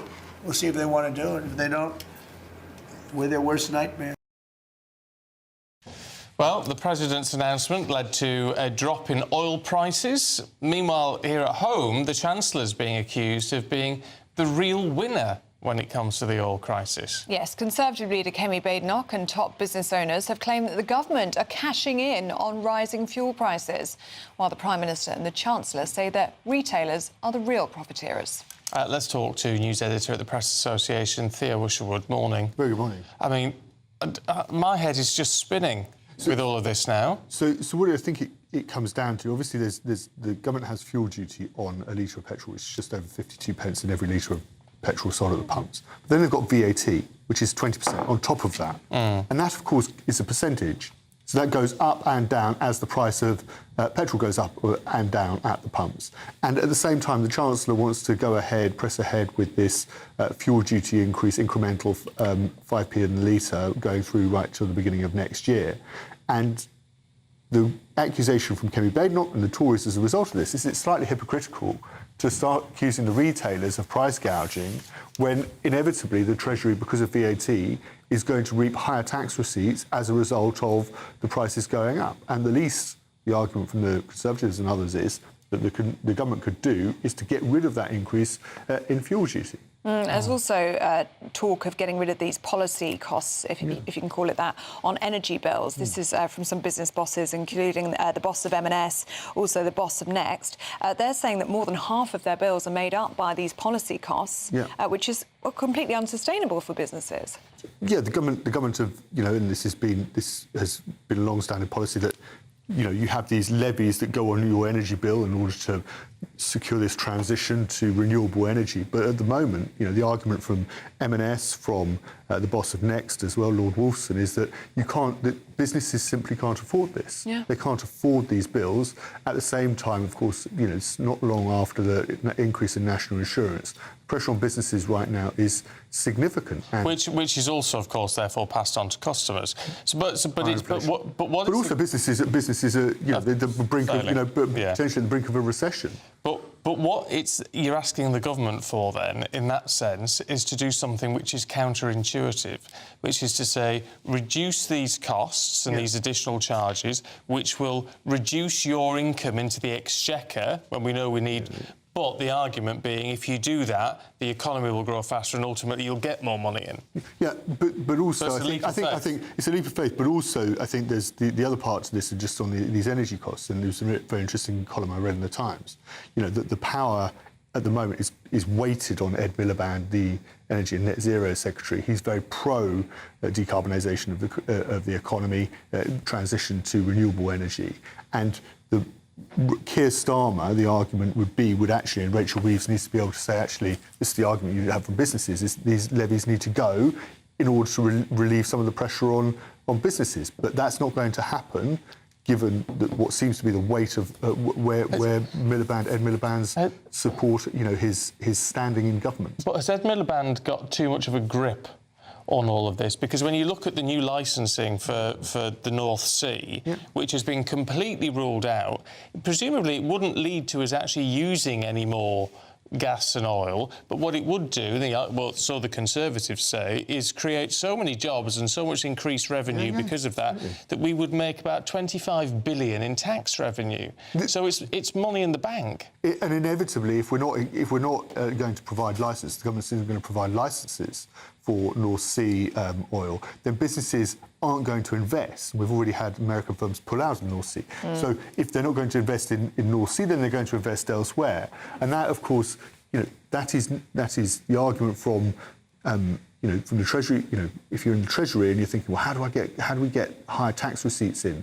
It would be, and there's a different view there that actually the government should be, looking more favourably on providing, new licences, but that's not going to happen at the moment.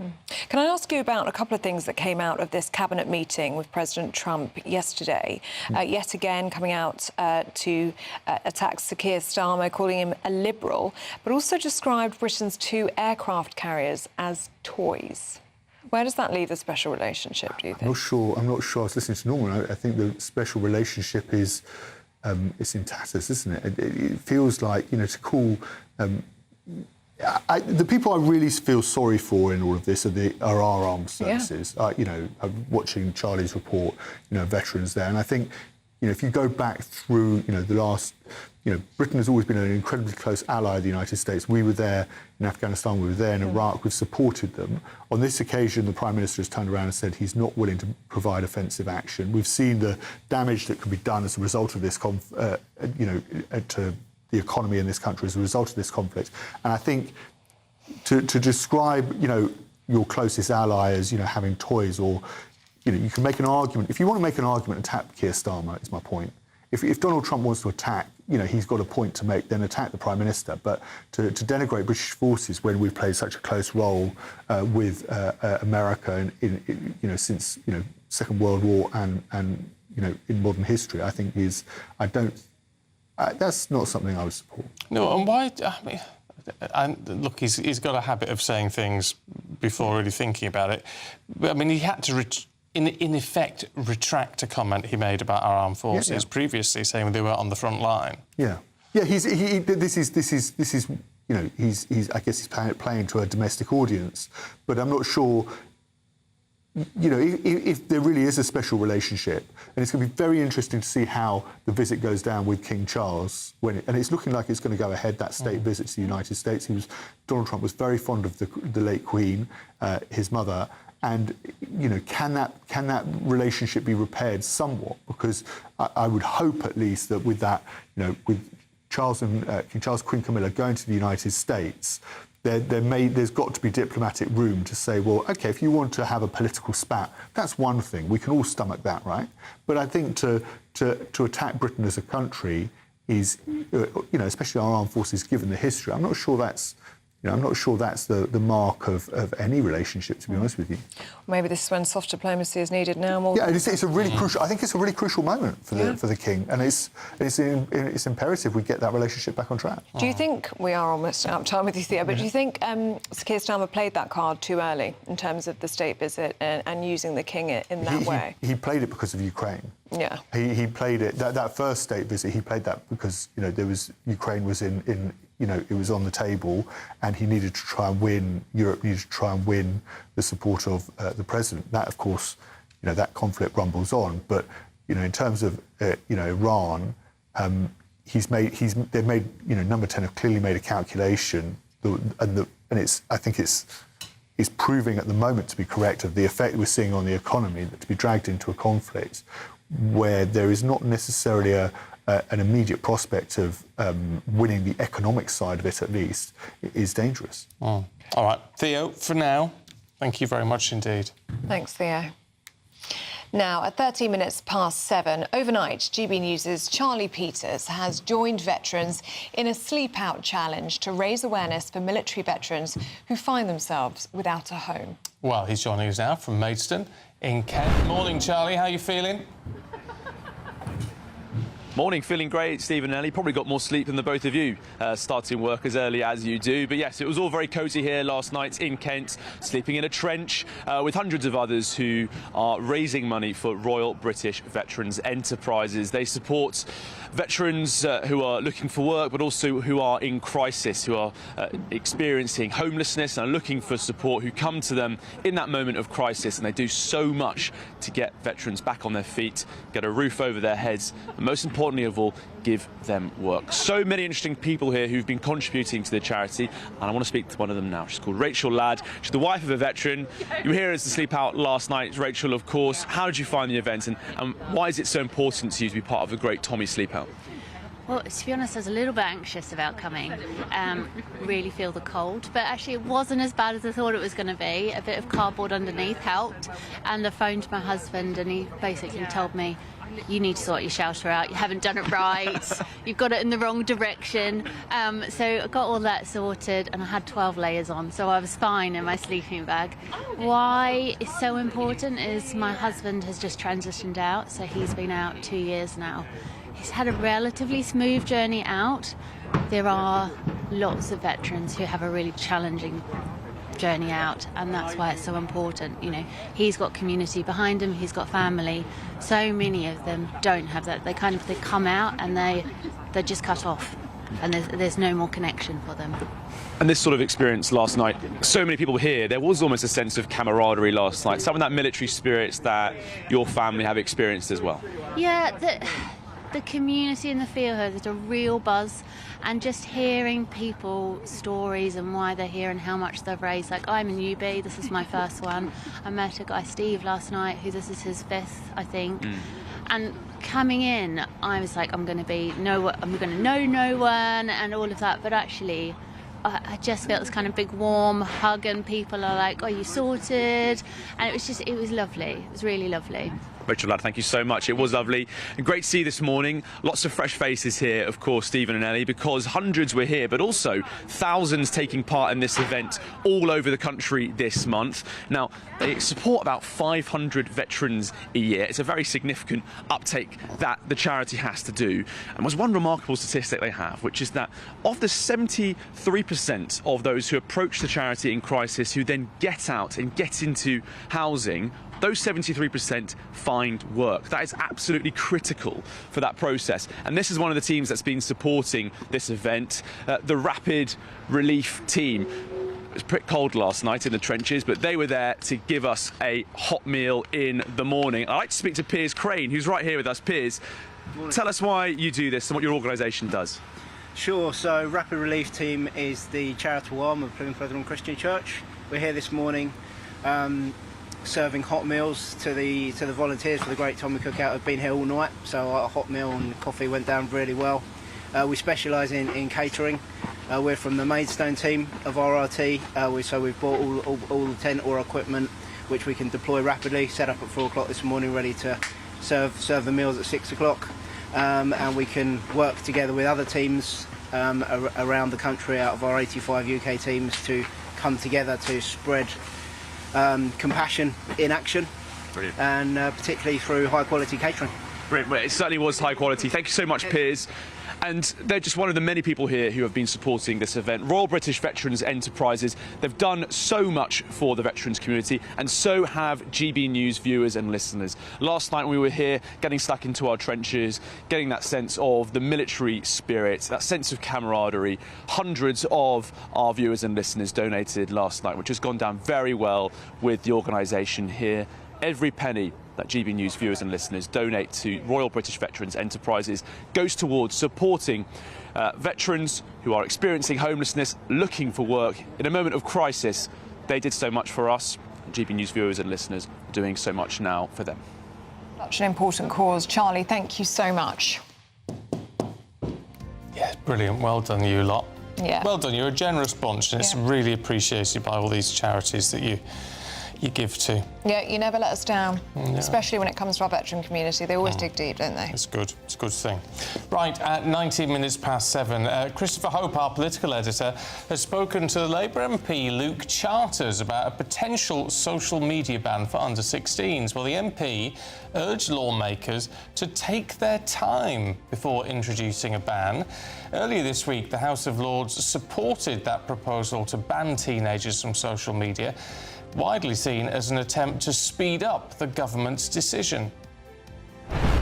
I think we look at 16, but we do have to take it platform by platform, and putting everything in the context of a ban isn't always helpful. Like, you wouldn't say, "Oh, let's ban driving to 15-year-olds." You'd say, "Hang on, you learn to drive at 17, don't you?" Just flipping it as a positive because it's genuinely worked well down in Australia. Bookshops, paddle clubs, sporting groups. It's a fact they've become busier. So that's the sort of lifestyle maybe we can get for our young kids. Well, just as a reminder, you can watch and listen to Chopper's political podcast on gbnews.com or wherever you usually get your podcasts. Sarah Ferguson has been stripped of the freedom of the City of York over links to Jeffrey Epstein. Councils voted to remove the honour, saying those who continued to associate with Epstein after his conviction fall short of the standards they expect. Children under the age of 5 should be limited to 1 hour of screen time a day. That's according to new guidance issued by the government. Experts also warned against all screen time for under 2s. The guidance is the first practical advice given by the government.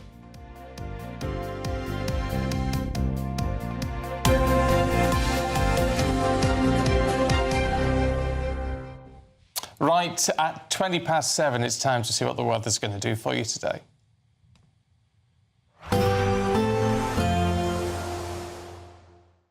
Expect warm spells with the odd rude interruption. Boxed Boilers sponsors the weather on GB News.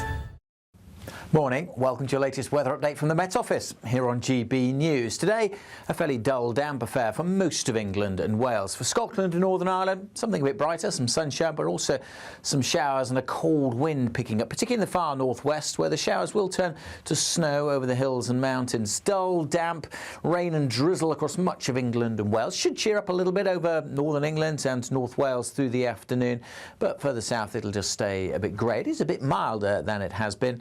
Some sunshine developing over southern Scotland, northern England later, 10 or 11 degrees, but some heavy showers moving in across Scotland and Northern Ireland later on, and the winds will start to pick up once more too. In the south, the thick cloud, rain and drizzle will persist through the evening rush hour, and the winds will continue to strengthen over northwest Scotland. Blustery conditions here with more showers piling in. Increasingly, those showers over the hills could just start to come down to somewhat lower levels. We'll see a mixture of sunny spells and a few wintry showers over the hills of Northern Ireland too. Staying fairly grey across the far southeast of England. Thick cloud here lasting into the evening, but should clear away as we head towards midnight, disappearing from Kent. Then a few showers following on behind, but plenty of clear spells for England and Wales, allowing it to turn quite chilly as we head into the weekend. But more bands of showery rain with hill snow coming in across Scotland. Gusty winds here also. Will be a colder night compared to the night just gone, with pockets of frost likely in rural spots. Towns and cities start the weekend at 3 or 4 degrees. So a chilly start, generally a sunny start over much of central and eastern England. This band of showery rain with snow over the hills of northern England, North Wales, will push southwards, kind of fizzle out as it does so.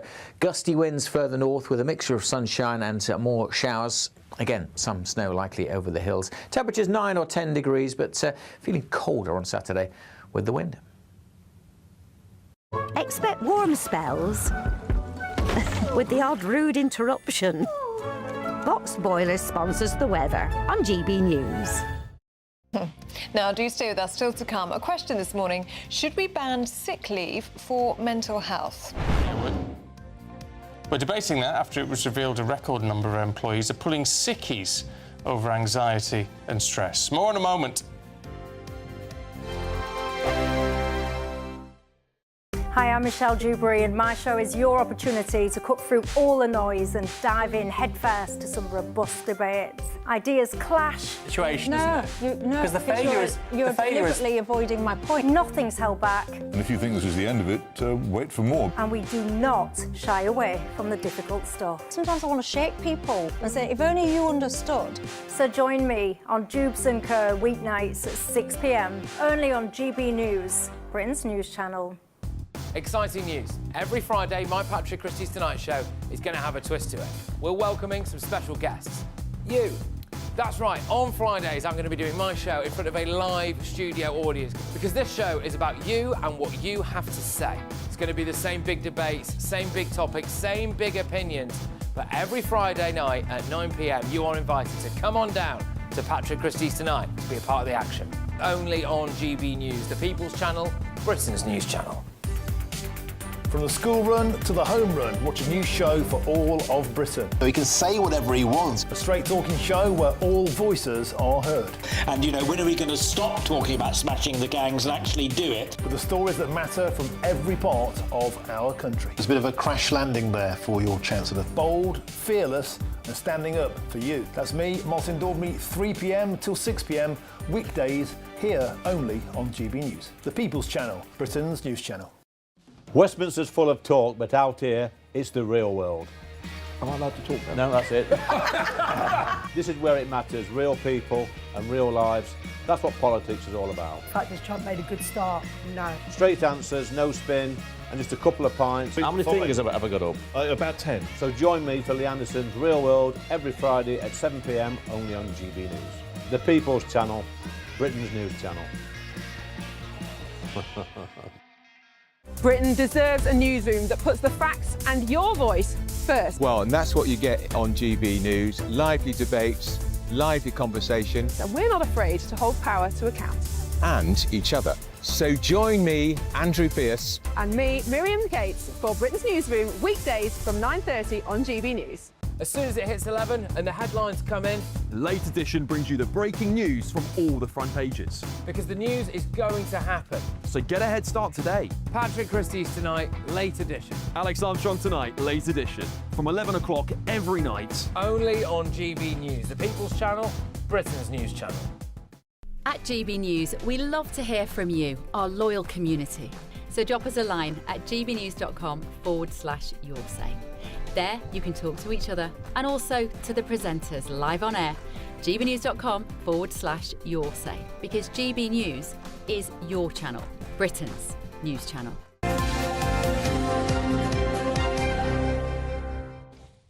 7:26 now. 1 in 3 employers say anxiety, depression and other mental health problems are amongst the main reasons their staff give when calling in sick. Well, it comes ahead of changes taking effect in April that will make workers eligible for statutory sick pay from their first day of illness rather than the 4th. Well, with workers getting sick pay from day 1, should mental health leave be banned? Well, to debate this morning, we're joined by broadcaster Mike Parry and the broadcaster Lucy Beresford, who joins us now. Morning, you two. Mike, let's start with you. Should we ban mental health sick leave? Well, that's too big a question to say ban it. What I think we should do is we should have a much, much greater examination of what mental health illness is and whether people should be signed off work just because they feel a bit anxious or a bit depressed one day when they get up. I mean, if you look at the figures, they're horrifying, right? 2.8 million people in this country permanently off work because they cite mental health. I mean, that is shocking. That leads to over 17 million days lost in the productive capacity of this country. And frankly, I don't believe it. It's gone up 40% since 2019. COVID obviously was involved there. People got used to the way of life. But the worst problem here, which I've been researching overnight, is that somebody who feels a bit unhappy can ring up their GP or even email their GP, and within 5 minutes can have a note saying they're not fit to work due to mental health worries. And doctors are terrified of turning those down for two reasons. One, they don't want to make a big mistake in a case that is genuine, although it's suspected that a lot of them are borderline. But secondly, doctors don't want to get into a row with patients who have self-diagnosed their mental illness. It is, in my view, the modern day equivalent of the bad back. In my day, if you wanted to, swing the lead, you talked about having a bad back, the doctor couldn't prove it, he'd give you a sick note. That's the equivalent today, to me, to citing mental health when you prescribe it yourself, and I think we've got to do something about it. I mean, there is a significant difference, Lucy, isn't there, from someone who is really suffering from a mental health problem and someone who has a little bit of anxiety or feels a bit down? I'm so glad you put it like that, because actually to be human is to be anxious. There are so many things that we have to figure out and think about coping with and then surmounting, and that's what builds resilience.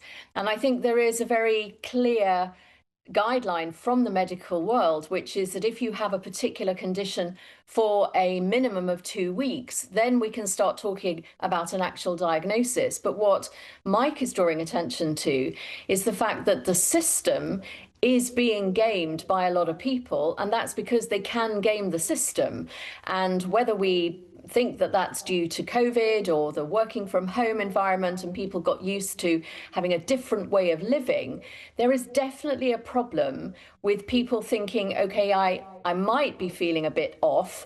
Can I actually get time off for that? Whereas actually enlightened employers are actually saying, we want to make it possible for you to still enjoy the benefits of work, the structure, the support, the community, the distraction, all of the benefits of actually being in employment. But we'll actually make it easier for you to maybe have access to someone like me in an employee assistance program, or have medication and time off to go to the GP to get your medication, but to not be signed off work. This idea that it's so binary that you have this condition or you're signed off work, that's not helping anybody. And Mike, there are so many benefits to being in work, aren't there, as Lucy was just alluding to there? I mean, the purpose, the drive, getting up in the morning, getting washed and getting dressed and getting out the door. Absolutely. I've been working for 50 years and I still get horrified the day I wake up and think, oh, I've got nothing to do today. It happens just occasionally. But Lucy's points are all extremely valid. I should have said that the main problem here is in the age group from 18 to 34, more particularly 18 to 24. And the ludicrous thing is that people between 18 and 24 are self-diagnosing themselves with either ADHD or PTSD, but they've never lived long enough to go through those sort of circumstances to be able to say that they're suffering from those problems. And look, West Streeting... ADHD isn't age-related. That PTSD might be considered to be, but ADHD is not. The key thing is that actually we We don't want to go back to the sort of 1950s, 60s, 70s when nobody was allowed to talk about mental health, where actually there was so much stigma around mental illness that actually we were doing a lot of people a disservice because there was no access to treatment, there was no access to support. We have come so far. We don't want to go back, but at the same time, Lucy, we want to make sure that people have the opportunity to have the experience of being in work, the support that can be found within work, and that can actually be hugely beneficial for your mental well-being. I totally agree with that, but I think the pendulum has swung now the other way. I think the government, and I was going to say Wes Streeting, I think he's a good politician, but he needs to do more. The bar has been set so very low for the definition of mental health problems. It's got to be radically shaken up, and the bar's got to be moved up again so that people aren't fooling themselves into believing they have got a problem when, as you've said, Lucy, they're just having a bad day. Yeah, I think it's a pretty fair point. OK, Lucy, Mike, we've got to leave it there. I am sorry, but thank you very much indeed. I mean, if you suffer from any of this, love to hear from you this morning. Let us know what you think. I mean, my concern would be is that it detracts from... I mean, so having anxiety, having a bad day, feeling down is horrible. It is horrible, but is it worth having time off for? I mean, is it really a mental illness, or is it, as Lucy said, as a psychotherapist, just life? Yeah. And you have to deal with it. You will have a view, gbnews.com/you'll say. Do let us know what it is. Right, time for the Great British Giveaway now. And just to get you in the spirit, we caught up with our most recent winner, Cheryl from Essex, who's really been enjoying her prize. Hi, I'm Cheryl from Essex. I won £30,000 and a luxury holiday. We've already put an offer in on a house that's been accepted, and fingers crossed, it's going swimmingly. But it is life-changing. It may not be a huge amount, but it's enough to change our lives. The win, it's just enabled us to bring things forward a lot quicker. My husband has always wanted to go to New Zealand. It's a holiday for both of us. We rarely get time to ourselves, and I just think it will just be an amazing experience. Enter it, anyone can win. Why not give it a go? You've got nothing to lose. I had nothing to lose, so if you're not in it, you can't win it. Very wise words from Cheryl there. And do you know why? Because she's from Essex. Oh, well, there you go. She speaks sense. Oh, here we go. And she's got lovely taste as well, because she's going to spend her money on that lovely New Zealand trip. Oh, so mate, very well I'd deserved. love to go to New Zealand. Yeah. Well, look, I'll tell you what, our current prize giveaway is incredible. It's worth more than £92,000. Here's how you can take part. Everything you need to enjoy a super summer could be on us this year, as you could drive away with this very latest Benivan 4-berth camper van, worth over £67,000. Courtesy of Marquis Leisure, this camper van is fully equipped with its own kitchen, bathroom, dinette and plenty of storage. Plus, you can drive it on your existing licence. And if that wasn't enough, we'll also get your summer sorted with a further £25,000 in tax-free cash that you could spend however you like. In total, this prize package is worth over £92,000. So make sure you secure your place in the draw. For another chance to win a camper van and cash, text prize to 63225. One entry costs £2.50 plus one standard network rate message, or text bonus to 63225. 5 entries cost £5 plus one standard network rate message. Go to gbnews.com/win. Entries start at £2.50. Call 0903 686 3232. Calls cost £2.50 plus your network access charge. Or post your name and number to GB20 PO Box 8690 Derby DE1 9TT. Entrance must be 18 or over. Lines close at 4 p.m. on the 1st of May. The winner may be contacted live after all entry routes are closed. Please check the closing time if listening or watching on demand. Good luck. Yes, good luck. Now, do stay with us. Still to come, the legendary boxing promoter Frank Warren is here with us. Yes, indeed. Britain's most exciting boxing talent generation, Moses Atomi, is in action in Manchester tomorrow night against Jermaine Franklin. But Frank, who joins us after the break, tells us why his young star isn't quite ready to face Alexander Usyk just yet. Thank you, Britain, for making GB News Radio such a huge success. Whether you're in the car, on the go, or listening at home, thank you for choosing us as your radio station. Good morning. This is the latest AI travel news from gbnews.com. In the city of Leicester, the A46 southbound between the A6 and the A5-630 is affected by an accident involving an overturned vehicle, resulting in one lane being closed and causing delays of around 20 minutes. Normal traffic conditions are not expected to resume until after 8:15 this morning, so please allow extra time if you are travelling through the area. In addition, on the trains, Avanti West Coast is experiencing disruptions between Liverpool South Parkway and Liverpool Lime Street, while cross-country services face interruptions through Darlington. For more travel news, go to gbnews.com. I've been in Westminster for a long time, but I know that though power may be here, its effect on people's lives is across the whole of the country. We may be where rules are made, but it's where they're implemented that matters. Join me, Jacob Rees-Mogg, for forthright and frank discussion on where Britain has come from, where it's going, and where it will end up. That's State of the Nation, Monday to Thursday, 8 to 9 o'clock. Vox Populi, Vox Dei.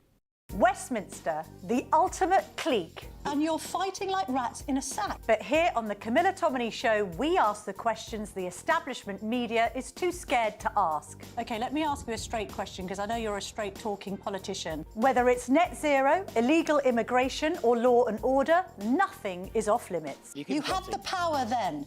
Yeah, as I and say, now you've lost it. That's the Camilla Tominey Show, a politics show that's fearless. But no, let me finish my question if you don't mind, because it is my show. Sundays at 9:30, only on GB News, the People's Channel, Britain's news channel. Breaking news, live updates, stories that matter. From the heart of the GB newsroom to every corner of Britain, with our team of dedicated journalists across the UK. GB News bulletins are there to deliver the latest news that matters to you. Bulletins on GB News, the People's Channel, Britain's news channel. Every week there are stories that shape the national conversation. Well, to be discussing that. And on Saturday Morning Live, we break them down. Is that true? This is fascinating, isn't it? The politics, the headlines, the debates everyone's talking about. And the questions that you want answered. Do you think that was a legitimate attack for him to make? What led you to set up this fantastic movement? You know what? It's a great question, Olivia. So what are you waiting for? Your weekend starts here. Saturdays at 10 a.m, only on GB News.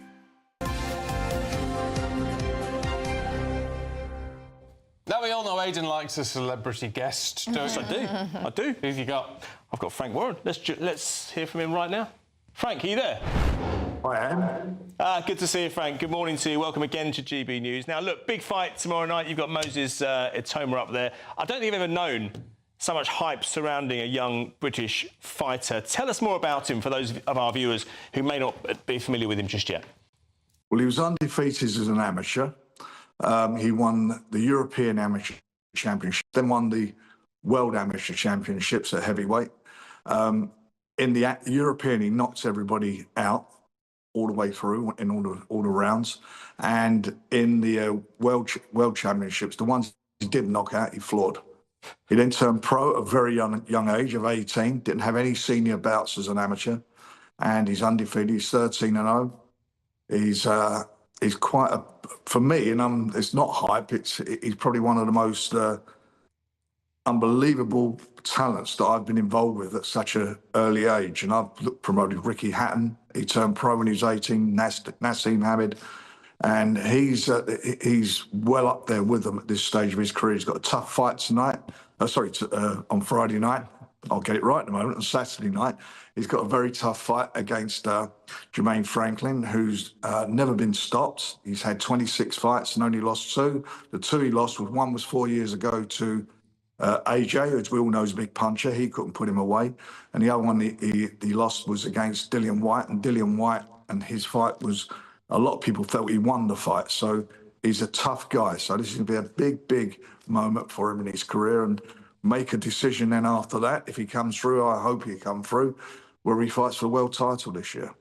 Tell me, Frank, why you don't think he's quite ready for, say, an Alexander Usyk just yet? Is that just because you think he needs to get a bit more mileage under his belt in the ring? Well, there's a couple of question marks there. One, can he take a big shot? We don't know that yet because no one's called him. Secondly, distance. You know, can he do in with a quality fighter? Can he do 12 rounds? Because there comes a time in every boxer's career where, especially big punchers, where suddenly they won't stop somebody. So the fight, have to try and win it on points. I believe he's got superb boxing ability, and I believe he'll pass the test when it comes to that. But I just think he needs, maybe 1 or 2 more fights, and then we'll see. But this is a big moment for him on Saturday night on DAZN. It's been shown on DAZN, and it is a big moment. And if he comes for it, I do believe that if Usyk wants it, because he says he doesn't want to fight him, I believe he could fight Usyk by the end of the year.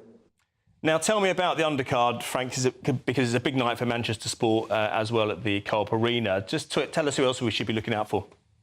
There's a great fight on there between Willie Hutchinson from Scotland against Edra Taylor, who's from the Midlands, and it's a cracking fight. And we call it, it's a concept we run called the Magnificent Seven. There are 7 title fights on there. They're all great matches, evenly matched fights. So they're going to be some fantastic fights, and that's going to be a great fight. Liam Davies is on there in a real tough fight. I promise you, tune in and watch it, because you will not be disappointed. It'll be a great night's boxing. Problem is, Frank, I've got to be up at like 3 in the morning. You know, I'm not great on late nights. Well, I've only just got in. I'm knackered. Listen, Frank, thanks very much indeed. You would think that to look at me. No, certainly not. Certainly not. I'd never say that. Listen, thanks very much indeed for joining us this morning. I'm sure we'll be in contact many times over the next few years talking about Moses Atoma, one to look out for sure. I hope so. Thanks very much, Aidan. Cheers, Frank. All the best. Yeah, that's the name we need to look out for. Isn't he nice? He is indeed. Oh, you know them all. I do. You know them all. Harry Hill, he introduced me to last week. Oh, did he? Pete Tong. Pete Tong. Oh. Yeah, Jim Rosenthal, remember I've been going Pete Tong. Thanks, Aidan, for bringing that to us. Right, still to come, so Paul McCartney is back with new music for the first time in years. We'll get more details with Susan Holder and Norman Baker as they go through the papers. But first, here's the broadcast across Europe. Ready to soak up that holiday sunshine? Won't we need some cover? No worries. All sorted. All Clear Travel Insurance sponsors GB News Travel Destinations forecast. More heavy rain heading its way into Turkey. Fairly wet on the north coast of Spain, but much of the east coast and the south coast dry and sunny spells too for the Canaries and Madeira. There's that sunshine for the Algarve, along with southern Spain, and mostly for the Balearics. Some showers are possible here. A few showers clearing away from southern Italy. There's that heavy rain moving into Turkey. Again, quite gusty and blustery here, with a few showers in Greece. Staying fine and sunny in Tenerife. All Clear Travel Insurance sponsors GB News Travel Destinations forecast. Britain deserves a newsroom that puts the facts and your voice first. Well, and that's what you get on GB News. Lively debates, lively conversation. And we're not afraid to hold power to account. And each other. So join me, Andrew Pearce. And me, Miriam Gates, for Britain's Newsroom, weekdays from 9:30 on GB News. Britain's Newsroom, weekday mornings from 9:30. And Natalie, it's so important to learn the very basics of household management and budgeting as young as you possibly can. I mean, the very act of, making sure you've got money to pay those bills at the end of the month. Of course it is. And I mean, I've got a 9-year-old girl and a 15-year-old girl, and I try my best to say, yeah, right, this is £12. Do you realise that would be an hour's work when you start work? You need to try and teach children the value of money. And I don't really, I spoil my children Christmas birthdays, but I'm not one to be frivolous throughout the week, just sort of buying loads of stuff. I think it's really important that they learn, mum and dad work hard. You need to earn your money and you need to be sensible with it. And I've learned the hard way. I've had large tax bills before now that have crept up on me, and I've had to do, say, Big Brother to pay it. I've been very open about that, which is why it's really important. You mentioned schools earlier. I know when I was at school, there was never any conversation about managing money, and I had to learn because I started work on a newspaper, living in a bedsit 2 weeks after I left school, so I learnt the hard way to manage my money. But do you think schools should be almost part of the curriculum, something to do with... Absolutely it should. I'm sure that they should be having half an hour a day, mortgages, tax bills. It's so important. It's crazy that they don't do it. Now, we'll have lots of EastEnders fans watching and listening to this programme. Natalie, they're going to ask me to ask you, is there any chance of Sonia Fowler returning to Albert Square? Well, you never know, do you? Listen, I've been very, very fortunate. I haven't been killed off. Sonia's sort of living it up at the moment in Bali. So you never know what might happen. Never say never. It's a lovely place to work, and I've been back and forward over the years, so you never know. GB News, the People's Channel.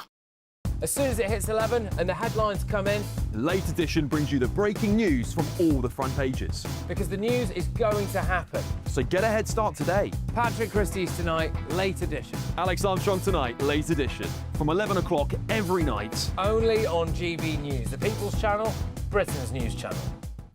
At GB News, we love to hear from you, our loyal community. So drop us a line at gbnews.com/yoursay.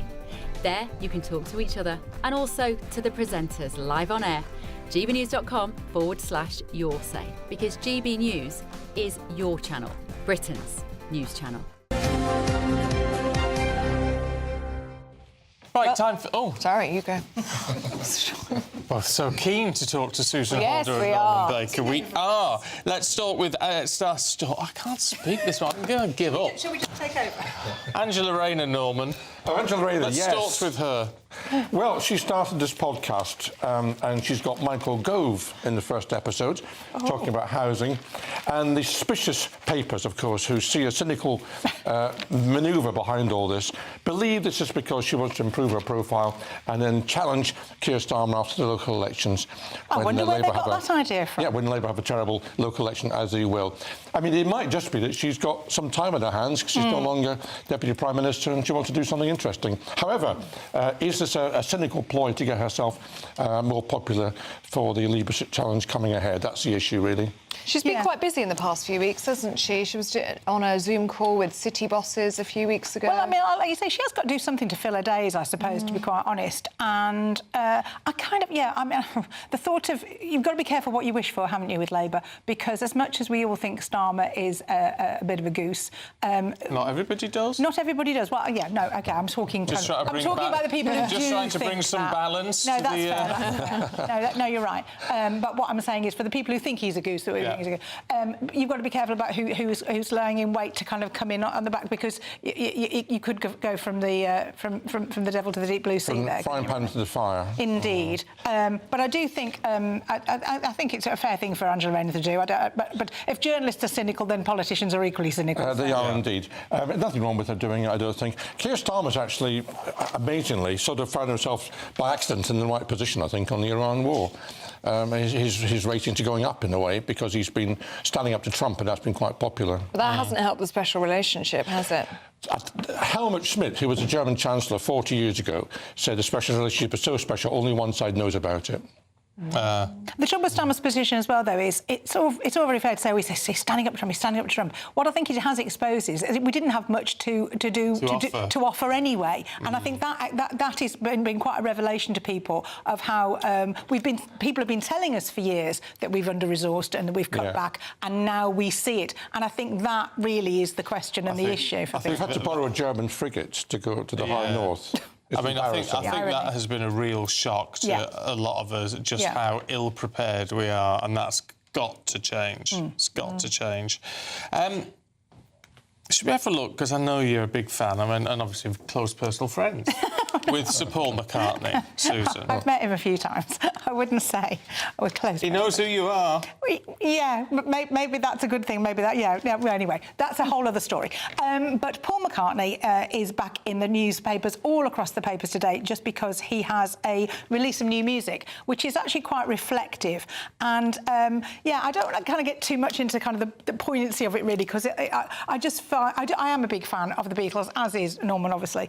And but this new music is quite reflective. He's talking about his past. He is now, in his 80s, and people are saying that this is kind of something that he's now doing as artists of his kind of calibre do, actually. And people will scoff, oh, it's not as good as Penny Lane, but what is? But I think as an artist, the fact that he is still bringing out kind of new music is quite incredible, actually. Most people have got 2 or 3 albums in them, and he's been going for, what, 60 years, and he's still producing stuff which is worth listening to. Incredible. And the other thing is about Paul McCartney. I've met him a few times too. I dealt with him when I was an MP on animal welfare issues, particularly. I mean, he's a lovely man. He really is. He's very polite. He's got no airs and graces. He makes sure he goes around and talks to everybody. He does. He's a lovely man. And you look at some of the rock stars who demand that they fly out, you know, calamari from somewhere or other to some place in South America. I mean, just because they can. He's not like that at all. He's not, and he's very grounded, and I think actually that is what you kind of see in the music, that he's talking like a lot of people who, when they get to his age, do. And he said, you know, I can't help but look back because there's more to look back at than there is anything else. And I think he reflects, as the Beatles have always done, actually. That is why their music will always last, because there is something there for everybody, and they reflect people's kind of experiences. People talk about Lennon McCartney in 100 years' time when they've forgotten who all the politicians are. That's very true. It's very true. Susan, should we look at something, well, quite serious, actually? Sarah Ferguson stripped of freedom of City of York. Yes, so the councillors in York had a meeting yesterday to decide whether that she should be able to retain the freedom of York, and unsurprisingly, they unanimously decided that she shouldn't. Quite why she still had it after being divorced for 30 years as well is kind of... I mean, a lot of things seem to linger on from her marriage, didn't they? Including living with her husband, which I never could understand. I think the bigger question now for Sarah Ferguson is, what does she do next? She hasn't asked me for any advice, but I'll give it anyway. What you should do, Sarah, is you should go to the US and you should testify in the Epstein inquiry. That's what you should do with your time now on your hands. You've gone to ground. Nobody knows where you are, but that's where you should be. And you shouldn't sell your story for money. You shouldn't go on and find an Oprah to talk to, who'll pay you big bucks. And you shouldn't publish a book, although quite a lot of publishers are kind of not looking at that now. They don't want to be seen to be doing that. But what you should do is you should go and testify and tell anything you know, however small that is. You should do it. I totally agree with that, and so should Andrew, as a matter of fact. Well, of course he should, yeah. I would just say the Mirror, to congratulate the sub-editor in the Daily Mirror, because the headline on the paper there is Yorkie Barred. It's a great headline. Yeah, very good, very good.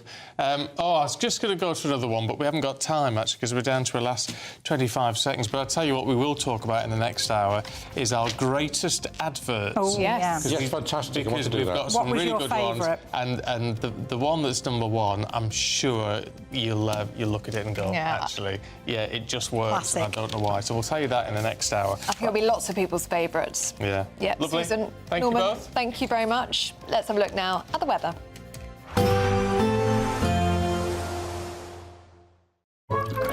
Warm and cosy, with a chance of zero visibility. Boxed Boilers sponsors the weather on GB News. Morning, welcome to your latest weather update from the Met Office here on GB News. Today, a fairly dull, damp affair for most of England and Wales. For Scotland and Northern Ireland, something a bit brighter, some sunshine, but also some showers and a cold wind picking up, particularly in the far northwest, where the showers will turn to snow over the hills and mountains. Dull, damp, rain and drizzle across much of England and Wales. Should cheer up a little bit over northern England and North Wales through the afternoon, but further south it'll just stay a bit grey. It is a bit milder than it has been. Some sunshine developing over southern Scotland, northern England later, 10 or 11 degrees. But some heavy showers moving in across Scotland and Northern Ireland later on, and the winds will start to pick up once more too. In the south, the thick cloud, rain and drizzle will persist through the evening rush hour, and the winds will continue to strengthen over northwest Scotland. Blustery conditions here, with more showers piling in. Increasingly, those showers over the hills could just start to come down to somewhat lower levels. We'll see a mixture of sunny spells and a few wintry showers over the hills of Northern Ireland too. Staying fairly grey across the far southeast of England. Thick cloud here lasting into the evening, but should clear away as we head towards midnight, disappearing from Kent. Then a few showers following on behind, but plenty of clear spells for England and Wales, allowing it to turn quite chilly as we head into the weekend. But more bands of showery rain with hill snow coming in across Scotland. Gusty winds here also. Will be a colder night compared to the night just gone, with pockets of frost likely in rural spots. Towns and cities start the weekend at 3 or 4 degrees. So a chilly start, generally a sunny start over much of central and eastern England. This band of showery rain with snow over the hills of northern England, North Wales, will push southwards, kind of fizzle out as it does so. Gusty winds further north with a mixture of sunshine and more showers.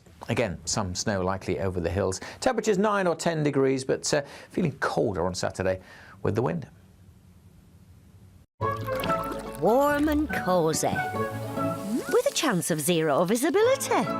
Boxed Boilers sponsors the weather on GB News. Thank you to our global community for watching and listening to GB News. We're not only the #1 news channel in Britain, we're chosen by you around the world.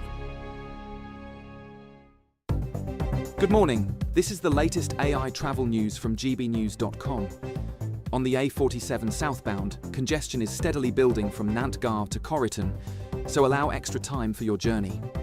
In Nottinghamshire, the A52 westbound is experiencing slow traffic, particularly between the A46 and the junction with the A6011, with delays of around 15 minutes anticipated. Additionally, 2 lanes are restricted northbound, leading to queues. On the railways, Avanti West Coast passengers should expect disruptions between Liverpool South Parkway and Liverpool Lime Street, while cross-country services are facing issues through Darlington. For more travel news, go to gbnews.com. Everything you need to enjoy a super summer could be on us this year, as you could drive away with this very latest Benivan 4-berth campervan. This campervan is fully equipped with its own kitchen, bathroom, dinette and plenty of storage. We'll also get your summer sorted with a further £25,000 in tax-free cash that you could spend however you like. For another chance to win a campervan and cash, text prize to 63225. One entry costs £2.50 plus 1 standard network rate message, or text bonus to 63225. 5 entries cost £5 plus 1 standard network rate message. Go to gbnews.com/win. Entries start at £2.50. Call 0903 686 3232. Calls cost £2.50 plus your network access charge, or post your name and number to GB20 PO Box 8690 Derby DE1 9TT. Entrance must be 18 or over. Lines close at 4 p.m. on the 1st of May. Please check the closing time if listening or watching on demand. Good luck. Join me, Nana Akwe, for an informative, interactive news programme with a difference. It's fun. No, he didn't say that, Dave. I'm so surprised. I think there's an element of truth to that. Join me from 3 p.m. every weekend, only on GB News, Britain's news channel. Breaking news, live updates, stories that matter. From the heart of the GB newsroom to every corner of Britain, with our team of dedicated journalists across the UK. GB News bulletins are there to deliver the latest news that matters to you. Bulletins on GB News, The People's Channel, Britain's news channel. Britain deserves a newsroom that puts the facts and your voice first. Well, and that's what you get on GB News. Lively debates, lively conversation. And we're not afraid to hold power to account. And each other. So join me, Andrew Pearce. And me, Miriam Cates, for Britain's Newsroom, weekdays from 9:30 on GB News.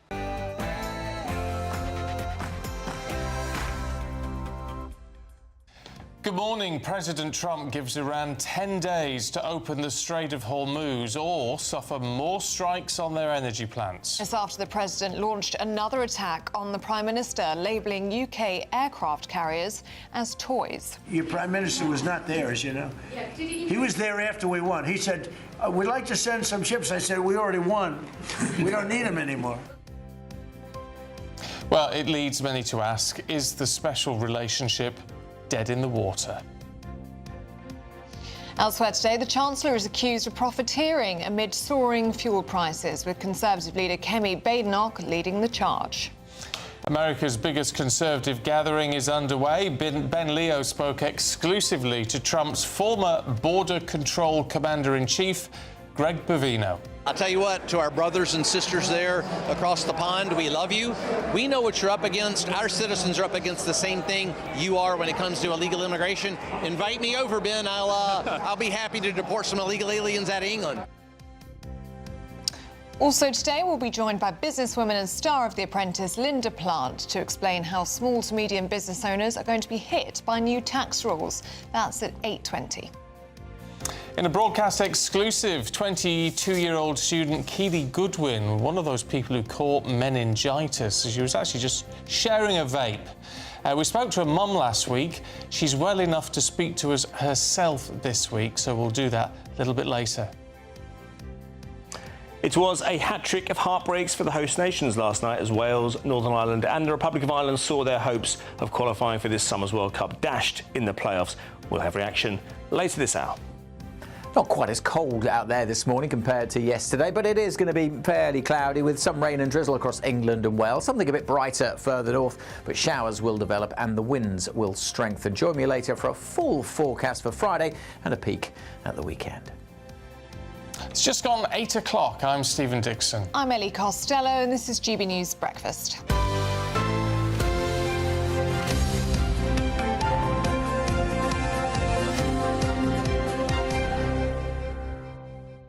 Lots of you getting in touch with us this morning. It's in reaction to the debate we had in the 7 o'clock hour about potentially banning sick leave for mental health. Lots of you getting in touch. Therese says, as someone who has lived with depressive disorder since childhood, I have never claimed PIP. I've always worked. However, I have had to take time out a couple of times. Sometimes it's a bad day and bad things happen, but it is about a building feeling over months or weeks where sometimes you just feel like you can't function. So you do need that break. Other people saying that it's bone idleness, no cure for that. Other people getting in touch saying that we have to take mental health seriously. Well, we do. I mean, I think this is the problem that we have with this, is that it's tarring everyone with the same brush. Yeah. So if people actually have got a mental health problem, which can be very serious and can make you unable to work, and like depression, if you actually have depression, it is debilitating. It's a real problem. But there's a big difference between depression and feeling low or feeling a bit down or having anxiety, which are just normal things in life that we all get, and you have to just keep going. And I think that's the difference now, that a lot of people are claiming a mental health day or whatever, you know, however you want to phrase it, because they're a bit fed up or they have a bit of anxiety. And it's not the same thing as having actual mental health problem. Yeah, a lot of people getting in touch just saying it goes a long way just to have an understanding boss. I mean, nothing happening officially, but Digby of Wessex has been in touch saying that his boss had noticed he'd been struggling, sent him home, not on sick leave as such, but did say just take your time. He said he took 2 weeks off. It wasn't cured, but he said it felt a lot more manageable just having that rest at home. Yeah. Do keep those views coming in, gbnews.com/you'll-say. Right, let's have a look at President Trump, should we? Because he has now extended that pause on striking Iran by 10 more days. And he claims talks with the regime. They've denied there are any talks, but he says they're going very well. But President Trump says that if things take a turn for the worse, he's got this stark warning. But they now have the chance, that is, Iran, to permanently abandon their nuclear ambitions and to chart a new path forward. We'll see if they want to do it. If they don't, we're their worst nightmare. Well, the president's announcement did lead to a fall in oil prices, as it did the other day when he announced that pause, the initial pause.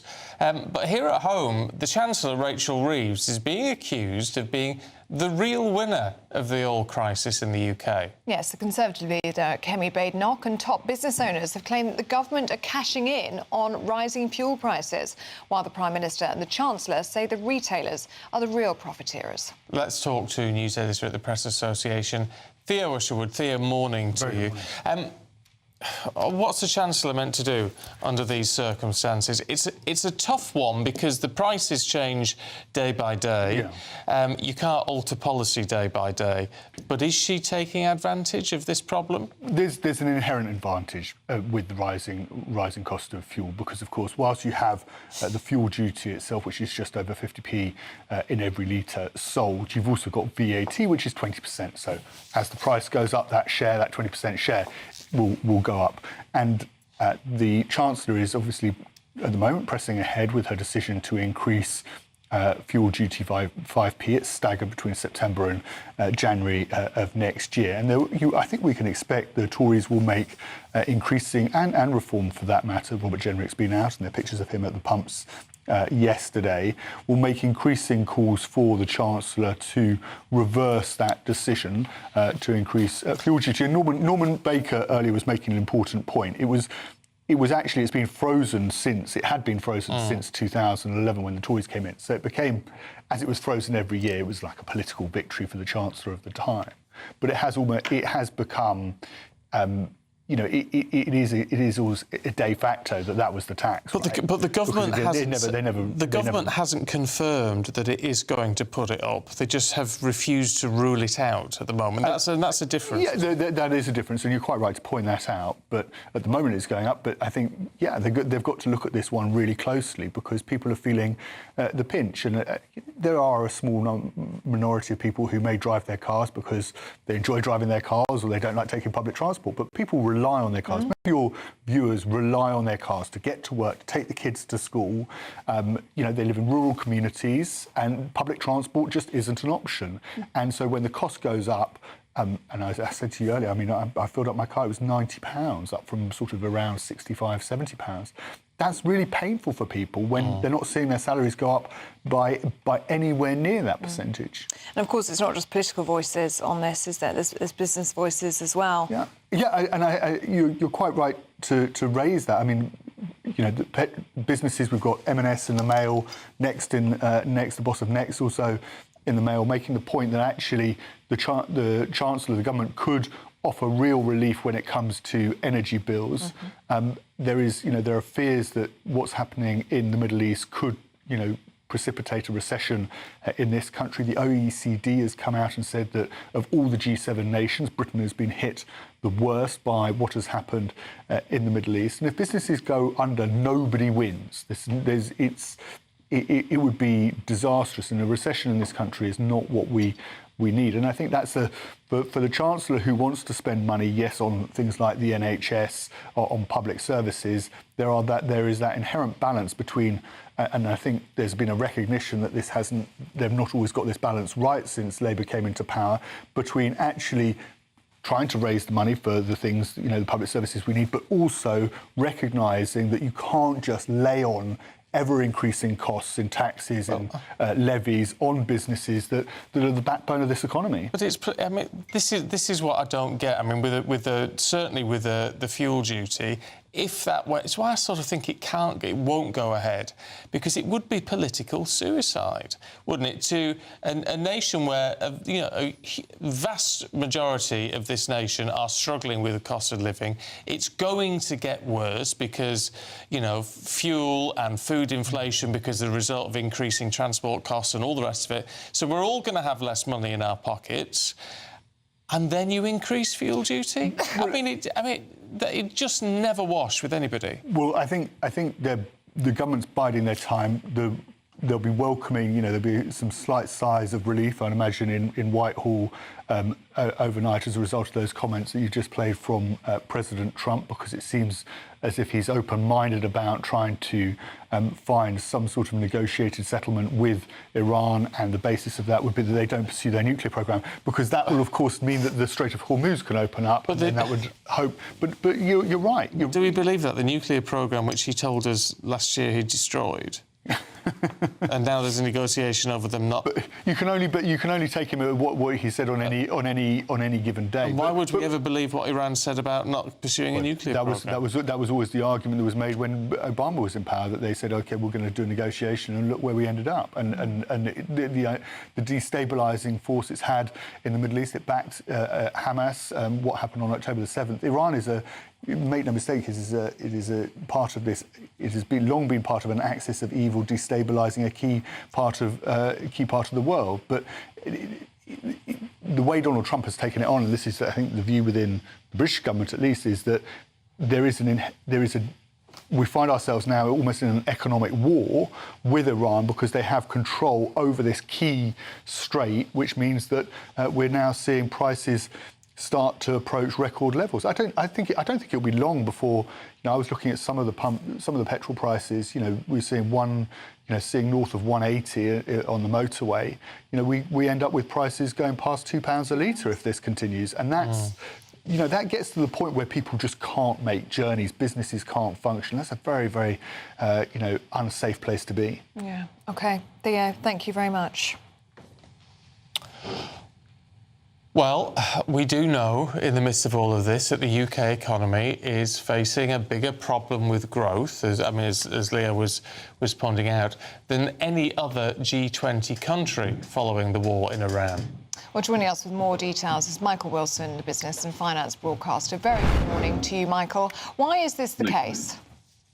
Well, it doesn't take a great deal of imagination, does it? I mean, if oil is being held up in the Straits of Hormuz and the petrol companies have to buy on an international wholesale market, then prices go up. Whether or not it's profiteering, well, that depends on your point of view. I noticed the RAC is saying this morning that even though it could go up to 200 pence a litre, it's nudging 150 pence a litre right now from more or less most of the petrol forecourts in the country. So less growth in this country, higher inflation, City sort of bets between 2 and 4 interest rate rises before the end of the year. Now, that's quite important, the 2 to 4. In other words, this is just an estimate. And I think the OECD, always well known for looking at the economies in a rearview mirror, I think it's very difficult to predict exactly what's going to happen. But as Theo was saying, and I would I'll be tuning in to hear what your business person says at 8:20 about this. Stuart Makin, who is the CEO of Marks and Spencer's, said that their prices are going up because they are paying what he describes as the social costs of labour. And what he's saying is that his price rises, his company has got nothing to do with the price increase in the price of oil, increase in the price of gas.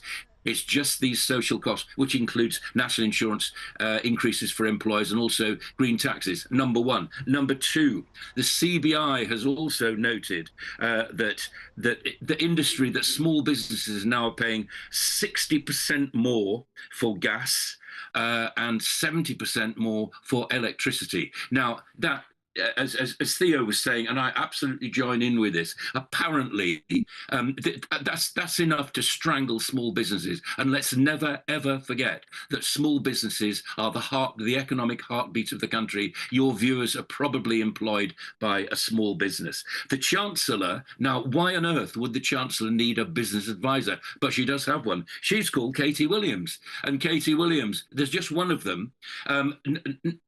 They think that she's doing an okay job, but she doesn't have the capacity to listen to all the complaints of business. This ought to be fairly straightforward. If you make it too difficult to employ people, then businesses fail. It's as simple as that. Yeah, but I mean, this is the argument, though, that's been going on since we've had the rise in employers' national insurance. Now they're talking, the minimum wage going up and the employment rights bill. I mean, all of these things which do seem to be, at a time when we're desperate to grow the economy, all these new measures come in which stack things against the employer.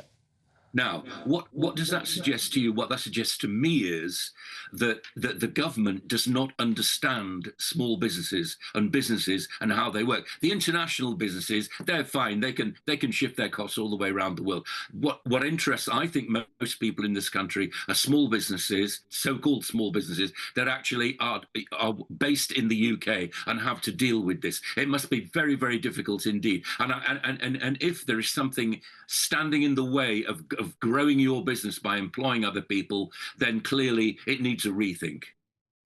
Okay, Michael Wilson, thank you so much for your analysis this morning. Thank you. What worries me about a lot of this is, and again, I'm no business expert, I'm not, I mean, we know a few, don't we? But I know, obviously, Michael, is that a lot of it sounds like common sense. Yes. And so you wonder, why is it not being pursued? And that's what worries me in all of this. If it appears to be common sense, but they're not doing it, we need a reason why they're not doing it, and we're not getting one that makes a lot of sense. Well, let's just hope the Chancellor is listening to people in the know. People who know what they're talking about, people who are speaking common sense, because we need that right now, don't we? Yeah, we do. We do. Let us know what you think. gbnews.com/you'll say. Right, time for the weather with Alex.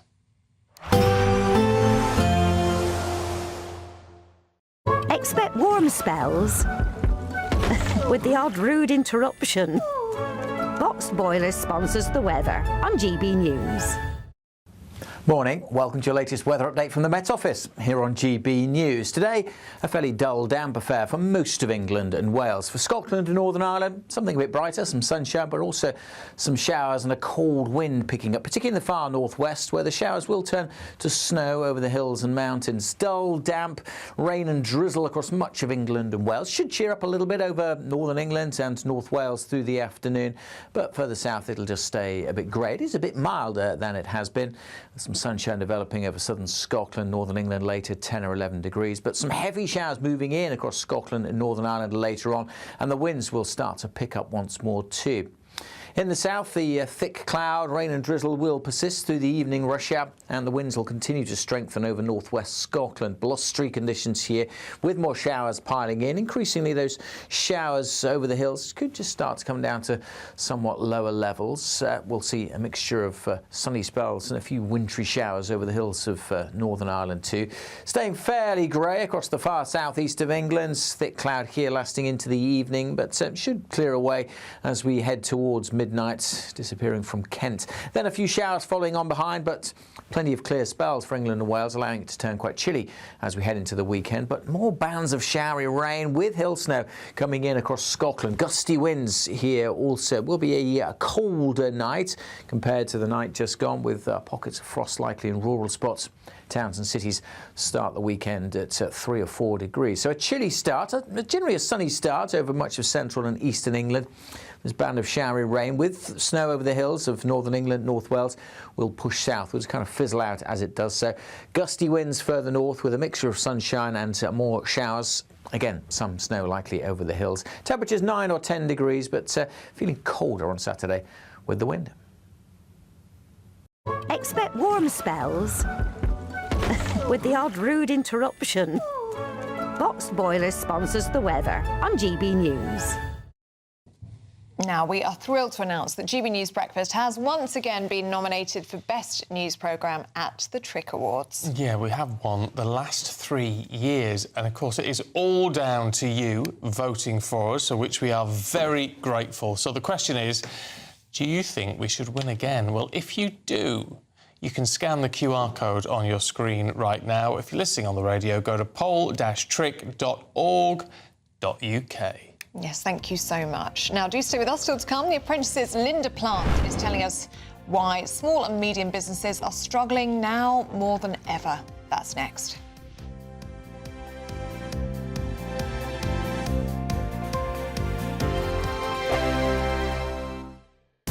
I've been in Westminster for a long time, but I know that though power may be here, its effect on people's lives is across the whole of the country. We may be where rules are made, but it's where they're implemented that matters. Join me, Jacob Rees-Mogg, for forthright and frank discussion on where Britain has come from, where it's going, and where it will end up. That's State of the Nation, Monday to Thursday, 8 to 9 o'clock. Vox Populi, Vox Dei. Britain's newsroom, weekday mornings from 9:30. I'm not quite sure. Spring has sprung here in North Yorkshire. There you can see some beautiful daffodils behind us, so that's something. But yes, it's the International Day of Happiness decreed by the United Nations. They put together a report every year based on how happy 147 countries across the world are. And in their report as well, they focus on different things each year. This year they've been focusing on the link between social media and happiness. But the list list of those countries, where does Britain come, would you say? Well, it comes at number 28 out of 147, so it's not even on the top 20 list. The top 5, though, of happy countries, number 1 is Finland, then that's followed by Iceland, Denmark, Costa Rica and Sweden. And at the bottom of the list are Sierra Leone and Afghanistan. But we're here in Skipton as last year it was voted the happiest place to live, and that was a survey done by Rightmove, and there was a variety of things that made it the happiest place to live. It's a bustling market town. The market's on, in fact, today. It's got a medieval castle, a medieval church, winding cobbly streets, plenty of shops to go to, both chain stores and independent stores, and lots of lovely restaurants and cafes as well. I've been speaking to people here in Skipton about what they love about the town. This is what they told me. Skipton's great. The chatty people, everywhere you go. It's not just because you're a tourist visiting. I'm a non-Skiptonian that moved here, and I feel welcomed. I was born and bred here in Skipton, so it's my hometown. I absolutely love it. The people are fantastic. The people are so friendly, and it's just the happiest place to be. GB News, the People's Channel. Hi, I'm Michelle Dewberry, and my show is your opportunity to cut through all the noise and dive in headfirst to some robust debates. Ideas clash. Situation, no, because the failure is you're deliberately avoiding my point. Nothing's held back. And if you think this is the end of it, wait for more. And we do not shy away from the difficult stuff. Sometimes I want to shake people and say, if only you understood.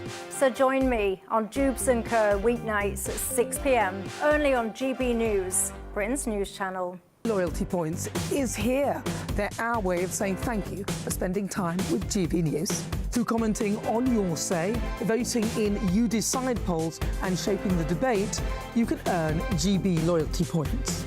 Unlock rewards, reach milestones and climb leaderboards. Don't just watch our programmes, come and be part of them. Get started by scanning the QR code or go to gbnews.com/loyalty points.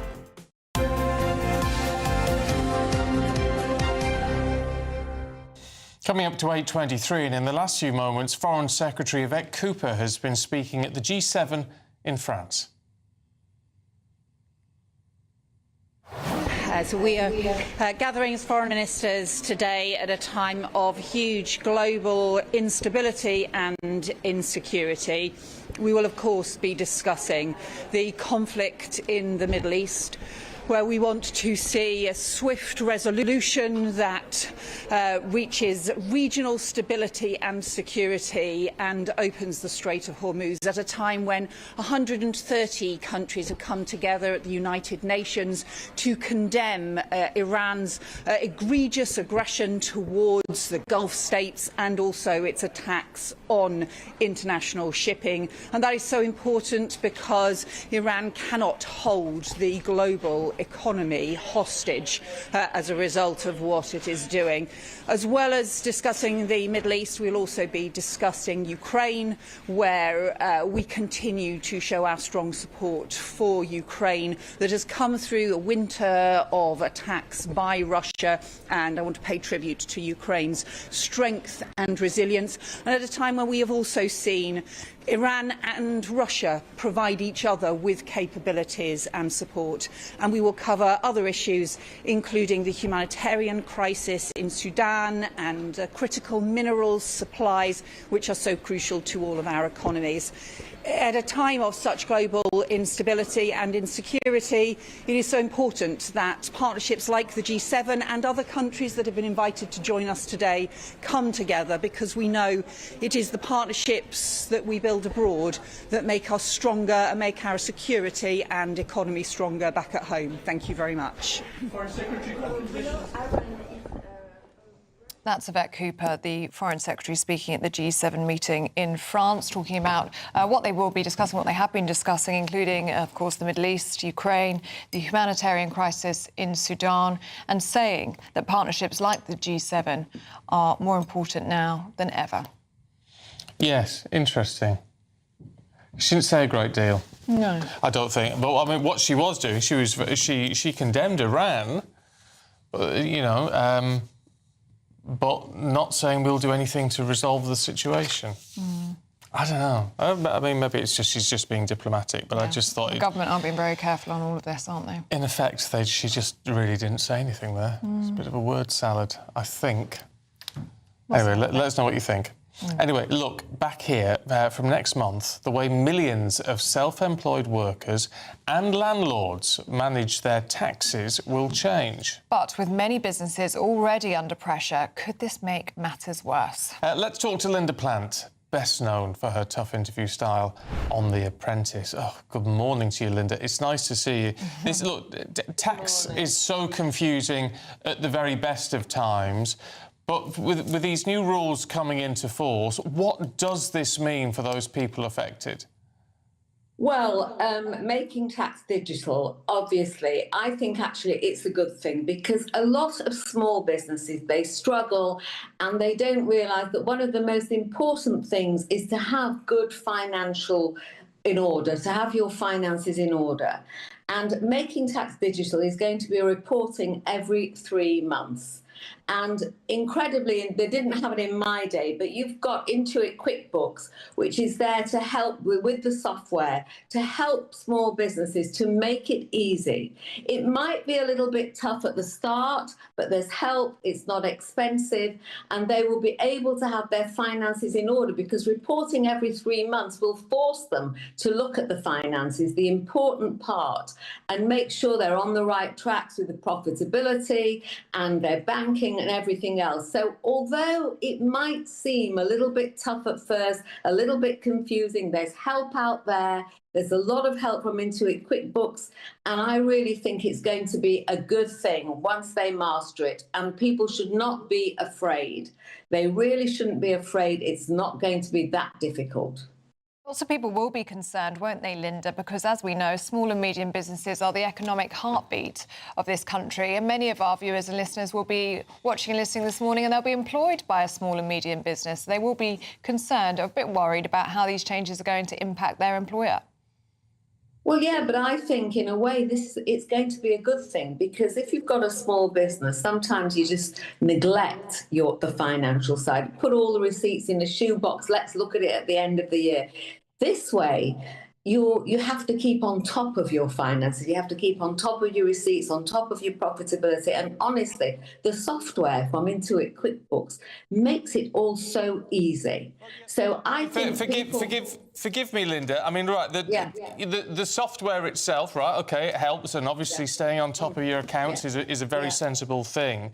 But the point is, it's not the fact that people need to stay on top of things that way, is it? It's about the fact that they can't afford to operate anymore. They can't afford to employ people. They can't afford to keep the overheads going. And this is the problem that the SMEs are facing.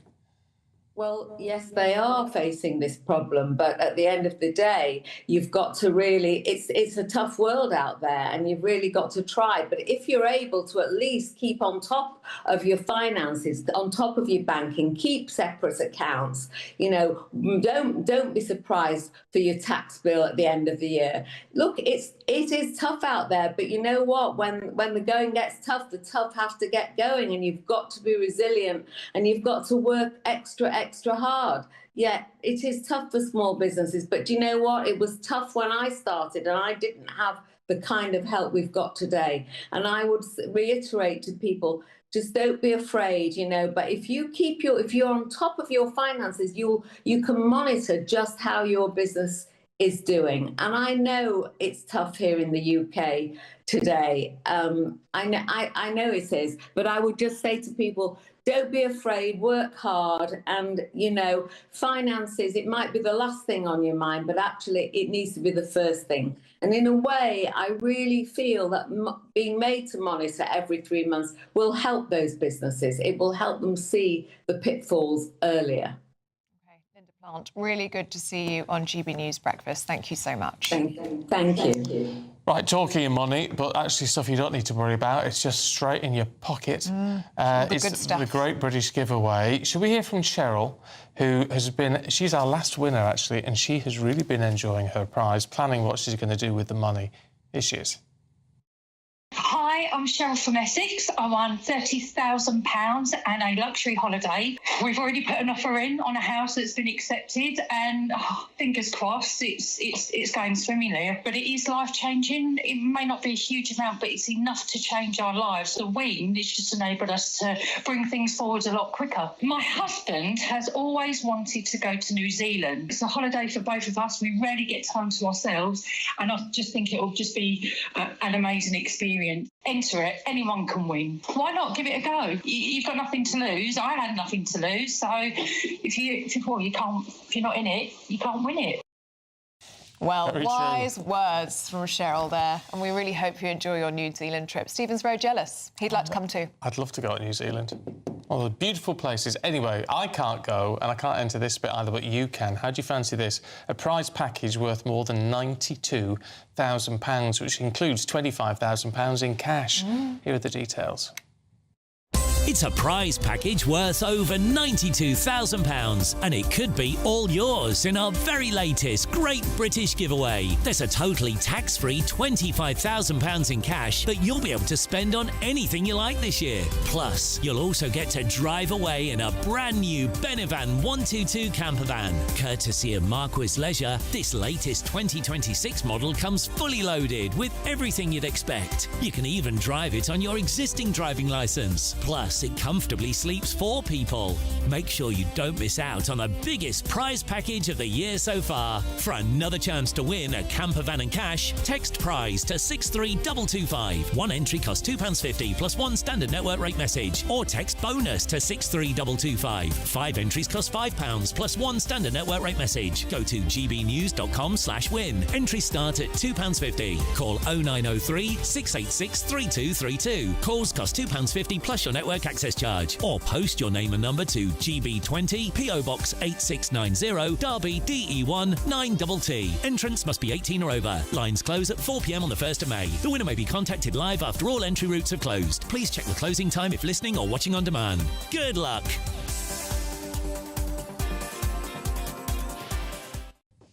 Yes, good luck. Now, if you're travelling to work or school this morning, we have your traffic and travel update coming up shortly for you. But first, Aidan's here. Yes, indeed. England manager Thomas Tuchel says Arsenal defender Ben White will need to clear the air with his teammates as he returns to the Three Lions squad for the first time in more than 3 years. England, of course, face Uruguay tonight in a friendly at Wembley.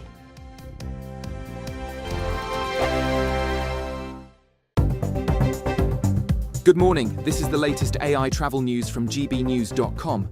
On the A470 southbound from Nantgarv to Corriton, expect slow-moving congestion. Northamptonshire's A5 northbound between the M6 and the A449 is busy with delays. In Essex, the M11 northbound exit slip at Junction 7 is queuing with delays. In Hampshire, the M271 northbound between Junction 1 and the M27 is running slowly.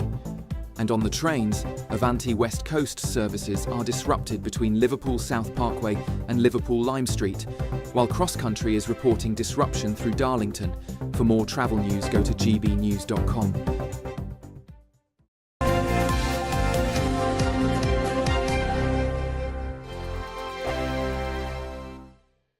Exciting news. Every Friday, my Patrick Christie's Tonight Show is going to have a twist to it. We're welcoming some special guests. You. That's right, on Fridays I'm going to be doing my show in front of a live studio audience, because this show is about you and what you have to say. It's going to be the same big debates, same big topics, same big opinions, but every Friday night at 9 p.m. you are invited to come on down to Patrick Christie's Tonight to be a part of the action. Only on GB News, the People's Channel, Britain's news channel. From the school run to the home run, watch a new show for all of Britain. He can say whatever he wants. A straight talking show where all voices are heard. And, you know, when are we going to stop talking about smashing the gangs and actually do it? With the stories that matter from every part of our country. There's a bit of a crash landing there for your Chancellor. Bold, fearless and standing up for you. That's me, Martin Daubney, 3 p.m. till 6 p.m, weekdays, here only on GB News. The People's Channel, Britain's news channel.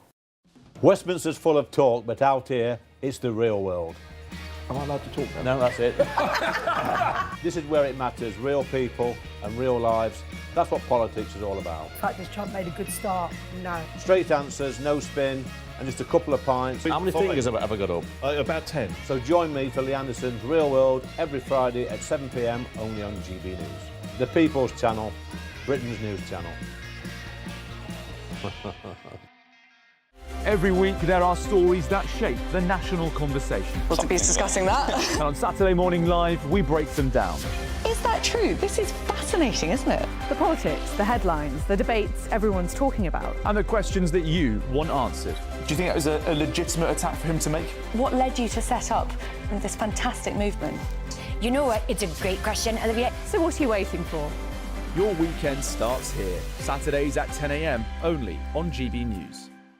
Britain deserves a newsroom that puts the facts and your voice first. Well, and that's what you get on GB News. Lively debates, lively conversation. And we're not afraid to hold power to account.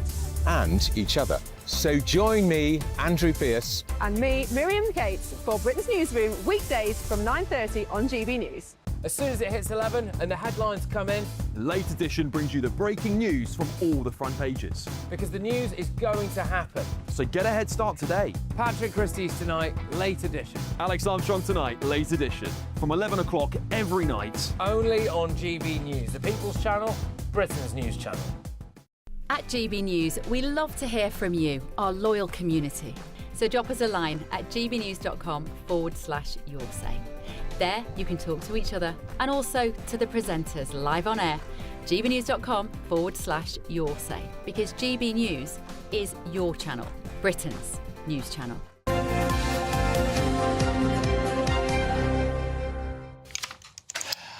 Should we have the sport? I think we should. I think it's time. It's 8:37, Aidan. Ellie, you had a phrase for me, didn't you? Oh, heartbreak for the host nations. Yes, indeed. Yeah, I love it. Don't you? Do you like that? Did you? I really like it. I like it. So, yeah, thanks a lot. I've used it a few times. I got some mileage out of it. But look, listen, Republic of Ireland last night, hugely disappointing because just after a few minutes they were 2-0 up and they succumbed to 2-2 and they lost after extra time on penalties. Hugely disappointing for them because they did so much in qualifying to get to the point where they had the playoffs. They finished third in their group, and I wouldn't say they blew their opportunity last night because it was a crushing blow at the end. Everybody gave everything out on that pitch. Northern Ireland as well, another country who had to travel as well in this playoff. They had to go overseas. They had a tougher assignment against Italy, although Italy aren't quite what they were despite winning the Euros back in 2021. But they lost by 2-0. And a special mention for Wales as well, because I would say that, all right, they gave everything, but they blew it because they conceded 4 minutes from time. And here is Craig Bellamy after last night's defeat, and you can see he's absolutely devastated. It's hard to think about now, even though I'm trying, I'll think about that tomorrow morning. Because, literally, I hurt tonight.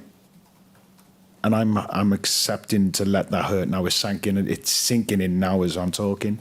It'd be a sleepless night. It'd be difficult to sleep off the back of this one. But it makes me even more determined. Tomorrow, the sun will rise. Right, let's talk about England, should we? Because Ben White is back. Yes. Controversial. What's Mr. Tuchel saying?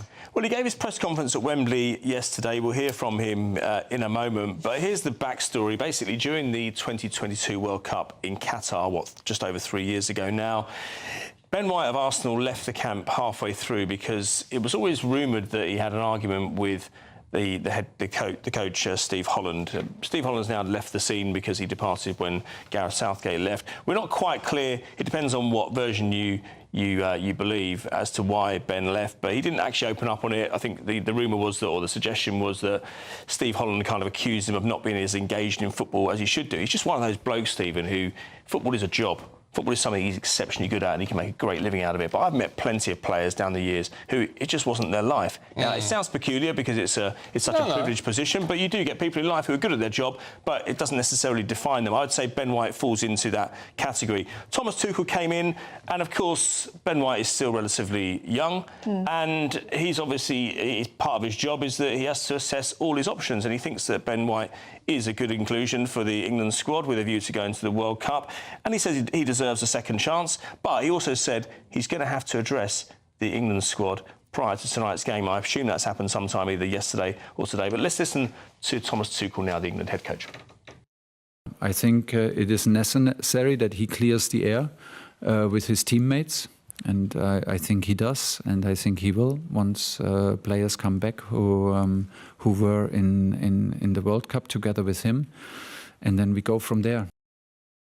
So Thomas Tuchel striking a conciliatory tone there. Now, I'm going to throw it back to you. Do you think he should be allowed back in the England squad? I don't personally think he's done a great deal wrong. I mean, as long as he's not annoyed his teammates, and we don't think that's happened. Is he that good that he should be back? This is the problem. I mean, a lot of people think that you should never walk out on your country. It's the whole Roy Keane thing, isn't it, from 2002? But, yeah, at the moment, I mean, I'm not even sure if all Arsenal's defenders are fit. Does he get in their team? If he doesn't get in their team, should he get in the England side? I'd say he's number 2 right back at the moment. But, look, he's versatile, and Thomas Tuchel is not a man who is known to be a mean judge of players. And is it likely he'll even play?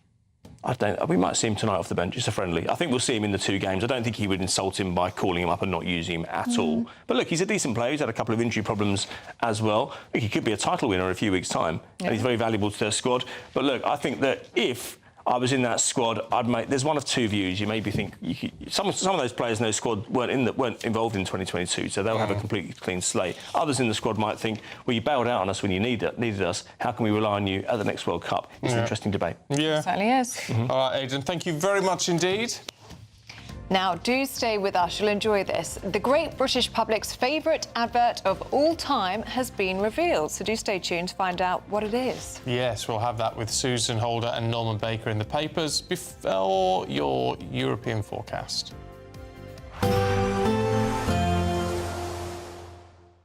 Ready to soak up that holiday sunshine? Won't we need some cover? No worries. All sorted. All Clear Travel Insurance sponsors GB News Travel Destinations Forecast. More heavy rain heading its way into Turkey. Fairly wet on the north coast of Spain, but much of the east coast and the south coast dry and sunny spells too for the Canaries and Madeira. There's that sunshine for the Algarve, along with southern Spain, and mostly for the Balearics. Some showers are possible here. A few showers clearing away from southern Italy. There's that heavy rain moving into Turkey. Again, quite gusty and blustery here, with a few showers in Greece. Staying fine and sunny in Tenerife. All Clear Travel Insurance sponsors GB News Travel Destinations Forecast.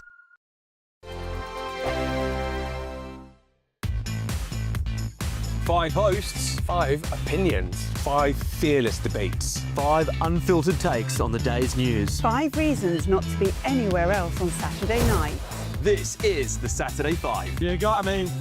You got me good there. Britain's biggest Saturday night TV show. It's not a bad brand. Yeah. Uncensored. Very, very racy tonight. On the unpredictable. What did she say? Can you translate it for us? And always entertaining. And how can a country go from being led by William Wallace to Saturday nights from 6 p.m. only on GB News, the People's Channel. Britain's news channel. You're going to want to stay tuned, trust me. This is GB News, Britain's news channel. I'll tell you why that guy was crying, because he saw the price. Honestly, Disney theme parks are insane. Why would you go? Why would you go to a Disney theme park? Also, like when you go to a Disney theme park, I've not been, but my friends have been, and they were so disappointed because not just because the queues are so long, but because it's full of these fat adults who want to still be children, like Reddit nerds who go and wear all this stuff, and it's like, I don't want to see that. I don't want to see some weirdo who's trying to cling on to their childhood. My kids here have a good time, so I go to Peppa Pig World instead on the south coast of the UK for a fraction of the price. Yeah, Peppa Pig. I went to Disney with the kids and the wife in October. It was, I have to say, I didn't enjoy it whatsoever. It's on his screensaver, guys. It's the pictures on my screensaver. Universal was much better. None of that. As you said here, something actually a little bit weird and creepy about. That maybe I'll offend some people here because they've done it, but. Yeah, okay, I'm going to move on in case I upset people. I don't like Disney. I think it's a bit weird. No, what do you think about that advert? It's really expensive. Well, I think it's a return to tradition from Disney. I think the music used there is Pixar's Up, which is a great What's that Pixar film? Pixar film. It's a Pixar animated movie, a great hit. And I think that Disney's trying to return to its roots, I think, which is a good positive thing, because I think Disney's sort of been a bit wokeified in recent years, and I think that this is traditional advertising, and I think that it's a step in the right direction for Disney. It's very well made, and I think it'll have mass appeal. GB News, the People's Channel. As soon as it hits 11 and the headlines come in, The Late Edition brings you the breaking news from all the front pages. because the news is going to happen. So get a head start today. Patrick Christie's Tonight, Late Edition. Alex Armstrong Tonight, Late Edition. From 11 o'clock every night. Only on GB News, the People's Channel, Britain's news channel. Nodwood. Anyway, should we have a look at so let's have a look at the papers now, should we, at 8:45? On this Friday morning, yes, the Telegraph leads on the news that the boss of National Savings and Investments has been fired amid claims of a cover-up at the government bank. The Mail says the Treasury could profiteer from the rise in costs at petrol pumps. The Times leads on the news that President Trump has given Iran 10 days to open the Strait of Hormuz or face the wrath of American strikes. The Sun has the government's latest advice to parents to limit screen time for 2 to 5-year-olds to 1 hour a day. Well, joining us to go through the papers this morning is Susan Holder and Norman Baker. Morning, you two. Morning. Susan, should we look at something entirely different? Oh, yes. Which is in the papers today. Boris Johnson delivering a sonnet. Why? I don't know why. Well, apparently he's been at some sort of Shakespeare conference in America, and he's decided that as part of the promotion of that everyone should know a bit of Shakespeare and everyone should know a sonnet. And I think you might have... Have you got footage of it, actually, of him delivering a sonnet? Brace yourselves, people. Here we go. Shall I compare thee to a summer's day? Thou art more lovely and more temperate. Rough winds do shake the darling buds of May, and summer's lease hath all too short a date. Sometime too bright the eye of heaven shines, and often is his gold complexion dimmed. He's a thespian. I think it's quite impressive. I don't think he's working from notes. I think he is a very well-educated man. And when he finishes it, he says, it's a very good trick to have when you're talking to the ladies. Everyone should have a sonnet in their bonnet. A sonnet in their bonnet. Look, I'm all for Shakespeare. I'm all for that. Great. I just think the relevance to most people in this country at the moment is absolutely zero. Yes, I think he's probably a better reader of poetry than he was a Prime Minister. That's a very fair point. Well, a lot of people would disagree. I know a lot of our viewers would disagree with you on that one, but I mean, great. And get involved in Shakespeare, great. And there's a lot for it, but, you know. Should we look at something slightly more relevant? I think he should have said, it's a dagger I see before. Parents being told to limit screen time for children, Norman. Well, I mean, I think it's right they would limit screen time, but I think, to be honest with you, I don't think 5-year-olds should be looking at screens at all. I don't think it's appropriate. And we are just to clarify on this, we're not talking about televisions here. We are talking about things which have internet connection. Yes, phones and so on. I just think, and I'm afraid some parents are putting their kids in front of a screen and walking away and leaving them to get on with things. Yeah. And who knows what they're looking at. But also, you should be raising children in a way which is inclusive for the family and with the parents, not putting them in front of a screen. An hour is the government's recommendation for 2-year-olds. I mean, that's far too high, in my view. I think it's quite good for the government. I mean, I'm not in favour of a nanny state and being told things like this by the government, but I think parents might need a steer on this nowadays, because so many do use it as a babysitting device. And it's not just... I mean, you see it all the time, obviously, in restaurants, and I know they want to eat their meal in peace and quiet, but... I have to break it to you. We all went out to restaurants and had children way before the invention of screens, and we all managed. And we used to take a colouring book, and we used to make those little things with a little fold of paper, and we used to talk to our children and include them. And actually, that is the way. Children will never learn to behave if all you're doing, or if you're on the bus or a train and they're just sticking screens in front of their faces to keep them quiet. Again, you can understand the appeal of it. You can. But I think the problem, and what we seem to be getting from more and more scientists, is that kids in front of screens, it is changing how their brains are developing. Their attention spans, absolutely. And so it's actually not doing them any good. You're bombarding developing brains with multiple images, and they're swiping it to the point where now you give small children a book and they put their finger on it and try and push the page because they don't understand why it doesn't interact back, which is horrifying. I've got a primary school teacher friend who said exactly that. She sits down to read with pupils and they won't recognise what a book is. And she's teaching 4 or 5-year-olds, so they've gone 4 years without being So I think parents need that kind of wake-up call. And if the government are going to say that, I think it gives parents the confidence to think, yes, so it is right to do that, and maybe that will help. What about the social media ban for under 16s? On Chopper's political podcast, which is out today, he's talking, I can't remember the name of the fella now, but a Labour MP who's saying, we hope lawmakers take their time over sorting this out. We need to just get on with it, don't we? Well, I think we do. I think what we could do sensibly is look at what's happened in Australia and get a review of that and whether it's actually changed behaviour and whether it's been able to be enforced. But in principle, I think it's a good idea. Can I throw something out there that we've just spotted in the FT? There's reports in the FT, which Downing Street is denying at this stage, that Sir Keir Starmer could be set to make Sadiq Khan, that's the London Mayor, a Lord. Now, this move would allow the London Mayor to take a cabinet role, and the FT is reporting this morning, this is from somebody familiar with the matter, that the idea would be that Sir Keir Starmer would offer Sadiq Khan a cabinet role as part of a post-election reset after the local elections. Well, I mean, Downing Street is denying this, but what do you make of it, Norman? Well, he's London Mayor. I mean, it's a full-time job being London Mayor, actually. And I don't think you can be a London Mayor and a Cabinet Minister, so I think that's a bit weird. In principle, I think it's not a good idea. However, having said all that, we've seen, I think, the abuse of the House of Lords appointment procedure over many, many years. There are all sorts of people in the House of Lords who have been appointed because they gave money to political parties or for other dubious reasons. So, you know, in a sense, appointing one of your fellow political friends to the House of Lords is no different to what's been happening for 30, 40 years. Also, we're rewarding Sadiq Khan for doing such a marvellous job in London, are we? Because that's news to me. I don't think that that the state of London, having been under Sadiq Khan for this amount of time, is actually anything to brag about. I don't think doing a good job is a qualification for getting to the House of Lords. I think clearly not. Giving money to political parties is a qualification.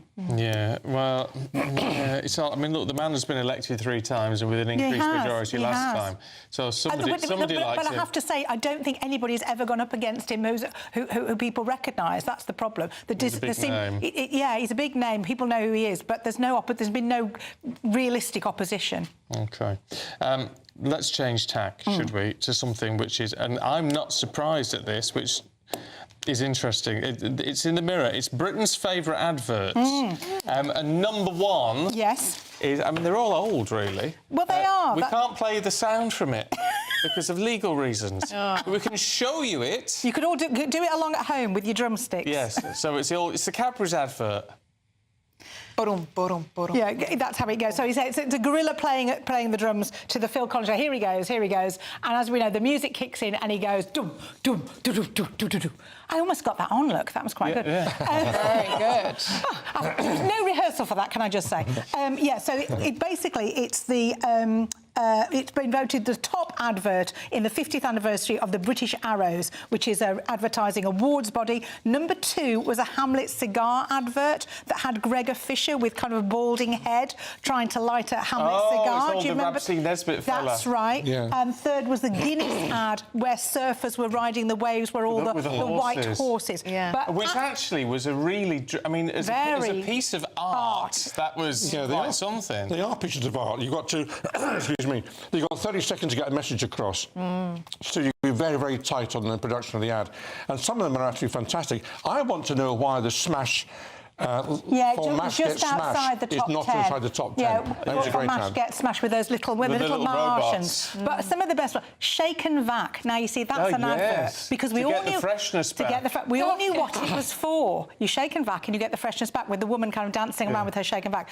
And the other advert, do you remember Cadbury's Caramel? Oh yes, with the sexy bunny. Do you know who did the voice of the bunny? Cadbury's Caramel. No. Do you know who it is? No. Who? Miriam Margolyes. Oh, Is it? really? Apparently, is Miriam. She claims it anyway. That's what she says. Oh, wow. But it was her. She did the sexy voice of the bunny, which doesn't quite fit with the image. But there you go. See, I do think it's fascinating because I mean, we get fed up of adverts. There's lots of the world now where you sort of skip adverts. Yeah. Yes. But the good ones stick in your mind. They do, forever. they do. I mean, people talk about PG Tips adverts, for example. Oh, yes. yeah. Which you can't do these days, I think, but they were quite No, funny. you probably can't now because of all the animal rights stuff, which I Talking get. But the chimpanzees were quite. There was something really funny about Dad, it. you know It the was really carrots nice. on my foot? You haven't sung and I'll play it. Play it. Was one of those. I mean, I think that really. There's some great adverts which are great artistic creations, but actually people forget the product. They do, yeah. Because the advert's so good. Well, There was everyone loves that gorilla ad, but actually, when we asked around the office, not everybody could remember it was for Cadbury. No, that's right. So. And there was a great ad for, there was a great takeoff of the Sweeney for a car ad, pretending to be the Sweeney, which actually I thought was a great ad. I had to check afterwards. It's from a car called Almira, which I knew nothing about the car, but the advert was great. Wow, I don't remember that one. Check it afterwards, Stephen. But I remember that, you know, all the Vavavoom stuff. and Oh, all yes. that. Who's that with? That was Thierry Henry. That was a good one. Yeah. Do you remember the Holson Pills ones where they had they used old films and stuck Griffiths Jones in the middle of the advert? Oh yeah. With the bear. They were very funny. But also the Bodies advert with Mel Sykes. Oh, you can't beat a bit of Bodies. Yes. That's good. Northern Wit. Which kind of was took off as well. Was it Joan Collins and Leonard Rossiter doing the... that was Cinzano Bianco. And Cinzano Bianco. Yeah. And also to Lorraine Chase, have you truly wafted here from paradise? No, love, Luton Airport. That's right. It's just brilliant. It's brilliant, absolutely brilliant. When comedy and music is used like that in adverts, it really makes it memorable as well. Or a good jingle. Or a good So that, jingle. you know. And if you're from an older generation, speaking personally, you remember things like, don't forget the fruit gums, Mum. Oh, that Roundtree was fruit very gums. With a kid swinging on a gate, putting pressure on his mum to go and buy some fruit gums. Oh. Yeah. A trip down memory lane. Oh, there you go. It's quite nice. Bit of all of that. nostalgia. Very nice. Thanks, you two. Yeah, good to see you both this morning. Right, we've got lots more still to come for you, including the latest on that meningitis outbreak in a moment.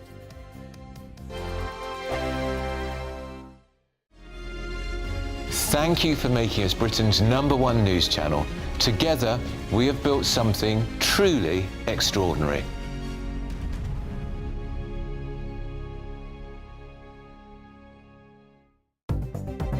Good morning, this is the latest AI travel news from gbnews.com. On the M25 clockwise, a broken down vehicle is causing lane closures between junction 15 and junction 16 in Buckinghamshire. Also on the M25 clockwise in Kent, a crash has left one of 4 lanes closed between junction 2 and junction 3, with normal conditions expected after 10:15 this morning. In Wales, expect southbound congestion on the A470 from Nantgarv to Corriton, and on the trains, Avanti West Coast services are disrupted between Liverpool South Parkway and Liverpool Lime Street, and Cross Country is reporting disruption through Darlington. For more travel news, go to gbnews.com.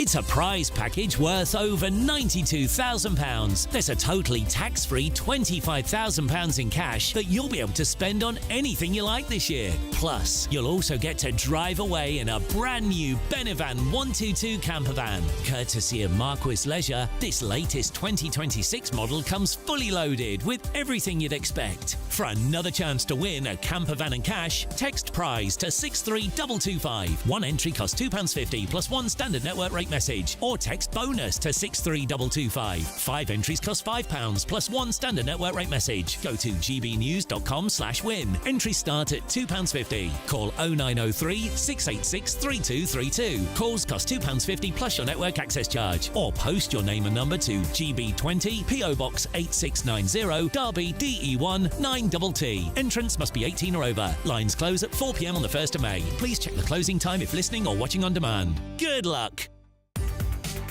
From the school run to the home run, watch a new show for all of Britain. He can say whatever he wants. A straight-talking show where all voices are heard. And, you know, when are we going to stop talking about smashing the gangs and actually do it? With the stories that matter from every part of our country. There's a bit of a crash landing there for your Chancellor. Bold, fearless and standing up for you. That's me, Martin Daubney, 3 p.m. till 6 p.m, weekdays, here only on GB News, the People's Channel, Britain's news channel. Westminster's full of talk, but out here, it's the real world. Am I allowed to talk now? No, that's it. This is where it matters, real people and real lives. That's what politics is all about. The fact that Trump made a good start, no. Straight answers, no spin, and just a couple of pints. How many fingers have I got up? About 10. So join me for Lee Anderson's Real World every Friday at 7 p.m, only on GB News. The People's Channel, Britain's news channel.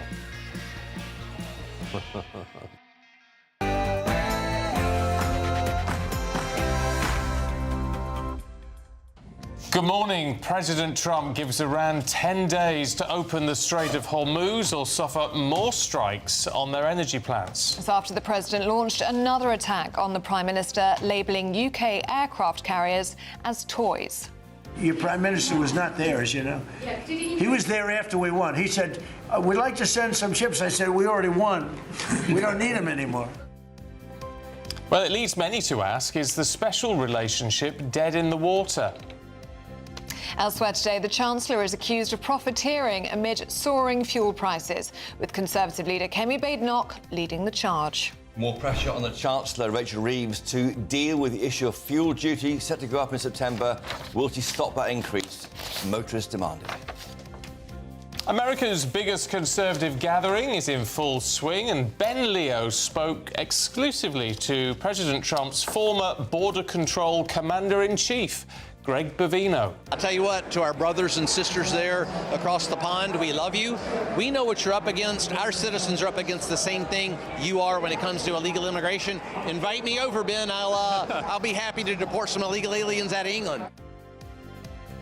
In a broadcast exclusive this morning, we're going to be speaking to 22-year-old student Keely Goodwin.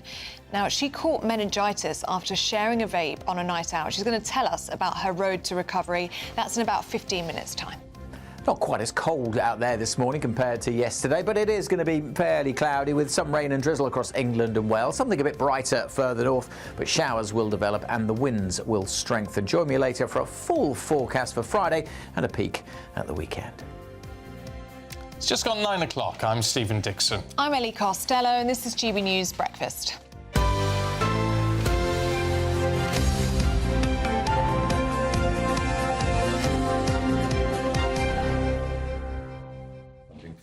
We've got you all going down memory lane. Oh, have we? With your with the adverts? Yes. Oh, and my laptop's just decided to die. It's perfect timing, and mine isn't loading. Somebody said something about a coffee advert with a male and female neighbour.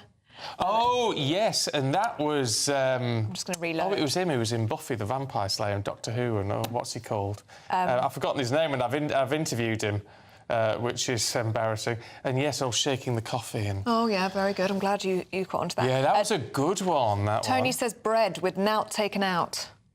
Oh, yeah. Allison's. Alison? Okay. Allison's, the bread with nout taken out, yeah. Oh, yeah, that's very good, yeah.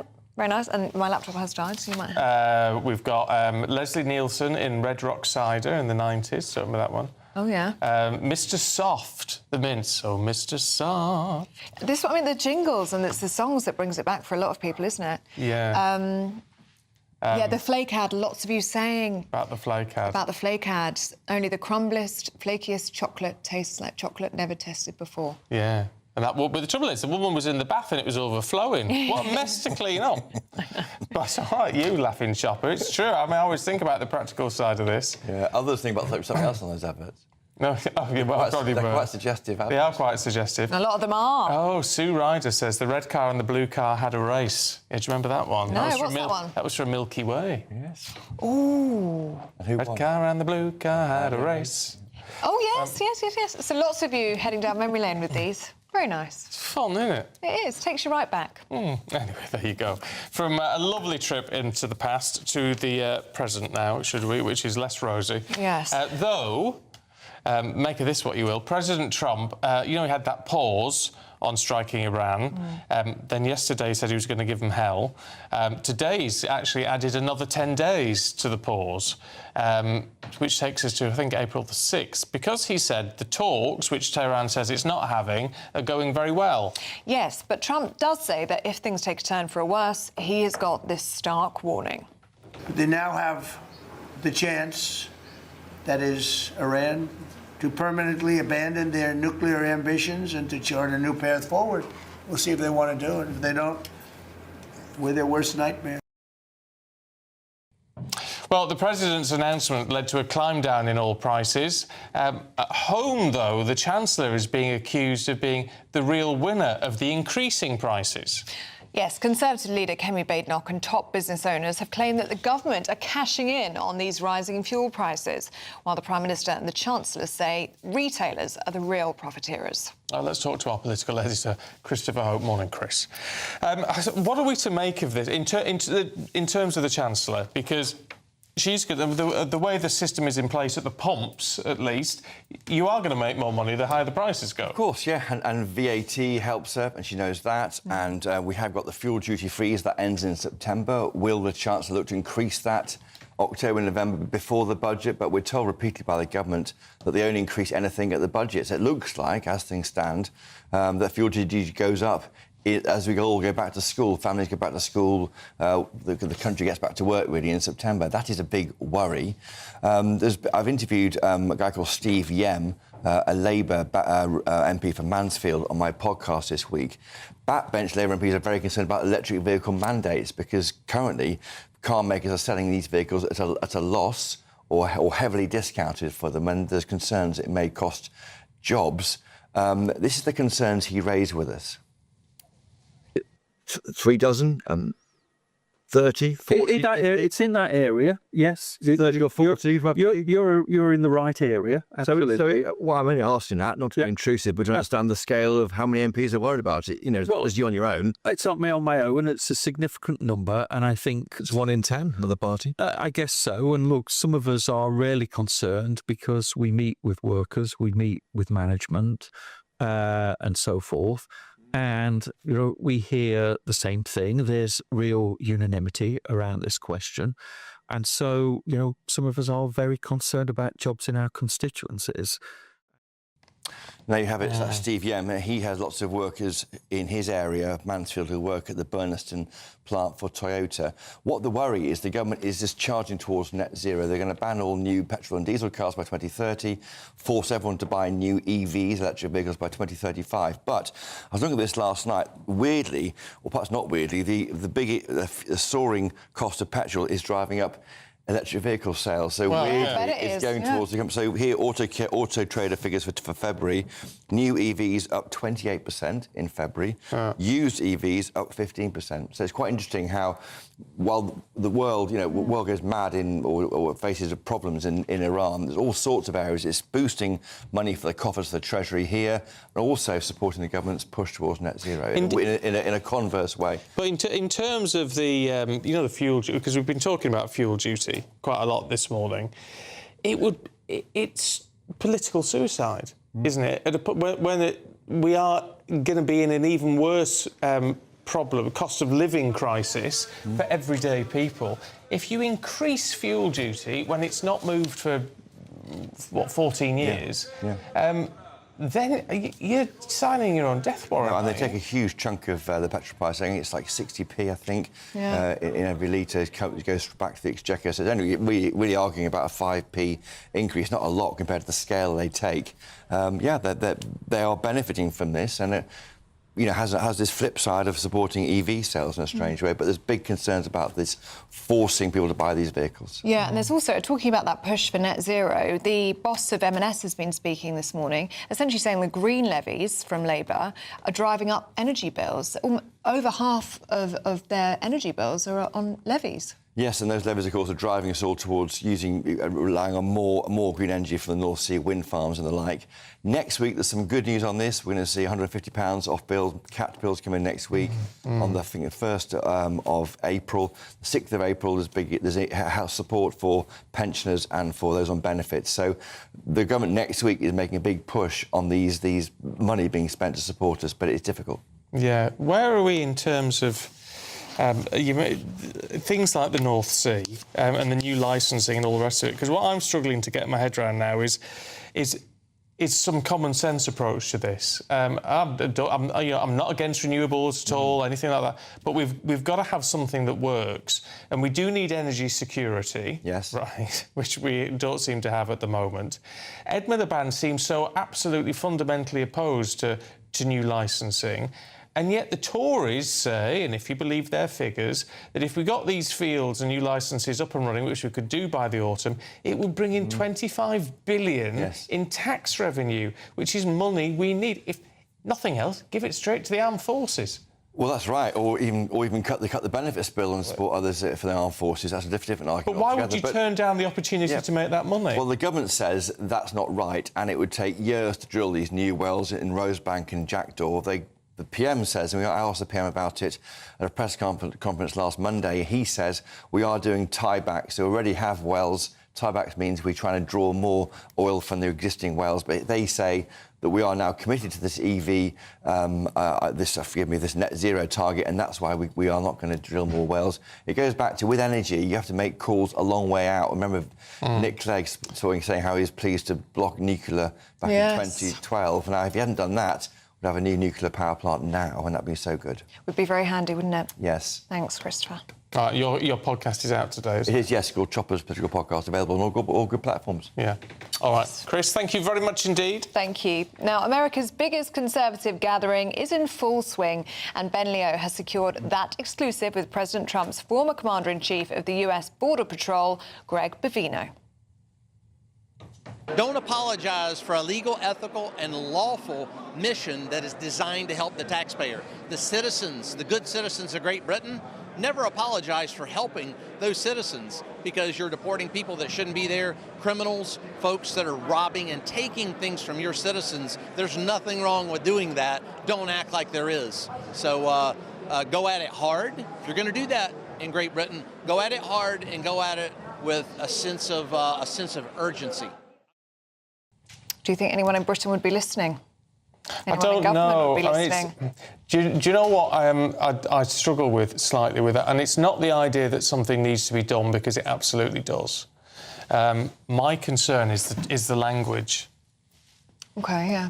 And the tone of the language with some of it. And I'll tell you why, and some of you may well disagree with me, but the War Secretary yesterday, Pete Hegseth, and I don't know if it was at CPAC, but it was somewhere, and he prayed.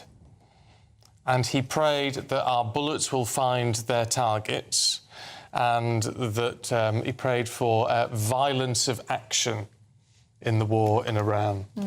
Now, how can you do that in a prayer? If that's what you believe, if that's what you think needs to be done, fine. But you're praying for violence of action? And that I've got a real problem with. If you want to take the action, there's the arguments all for and against the Iran war, and that's up to you, and I'm not going to argue that.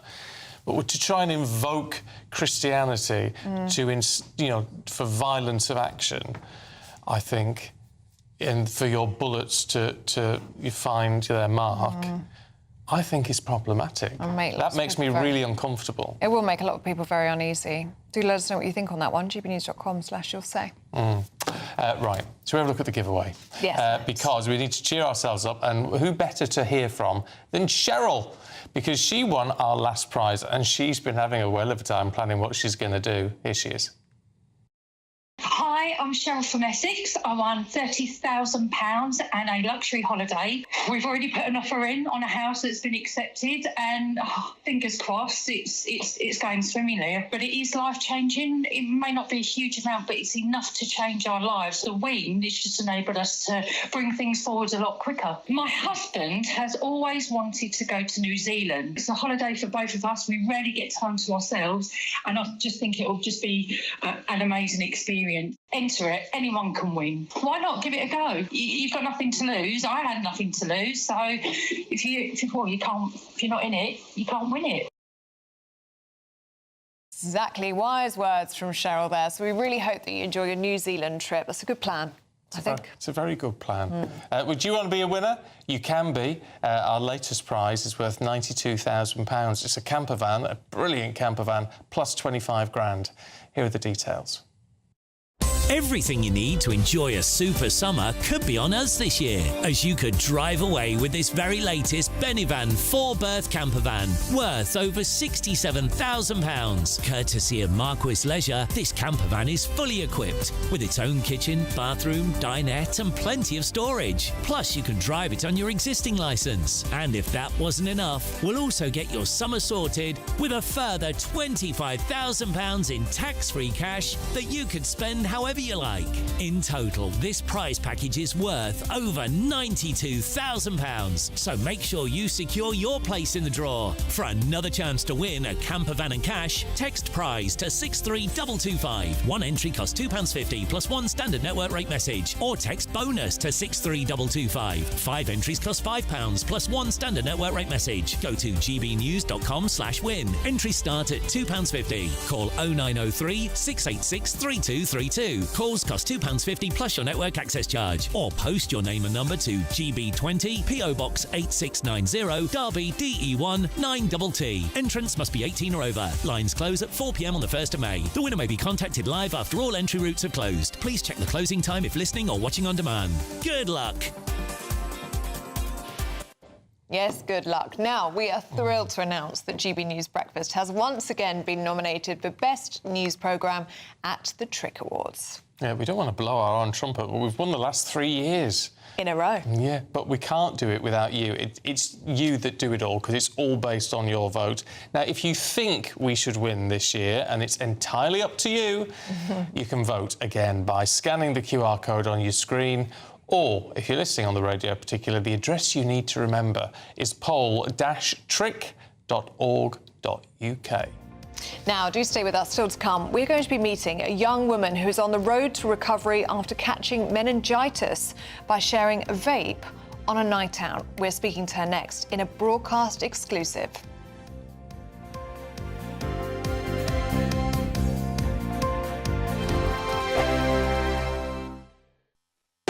You want to know what's really going on in the corridors of power? Labour don't know what to do with you half the time, and that makes you quite lethal in the chamber. Get behind the headlines with Chopper's Political Podcast. Join me, Christopher Hope, as I sit down with the great and the good of British politics. We'll see where this ruling takes us. These are the stories shaping our nation. Chopper's Political Podcast, available now on all platforms. Listen in and stay ahead.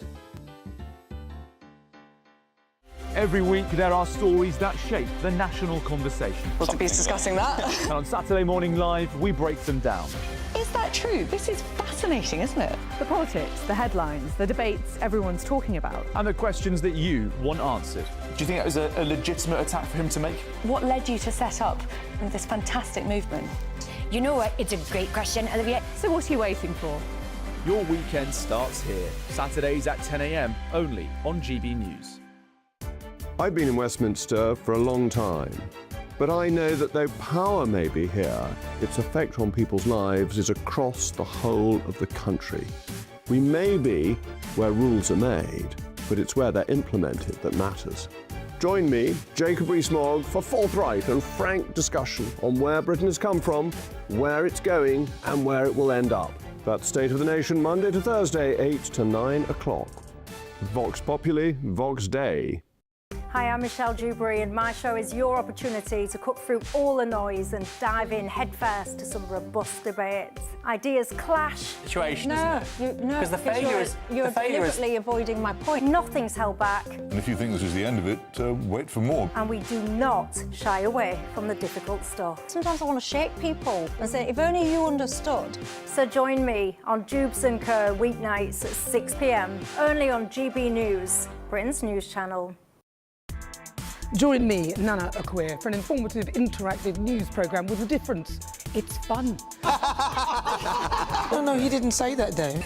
I'm so surprised. I think there's an element of truth to that. Join me from 3 p.m. every weekend, only on GB News, Britain's news channel.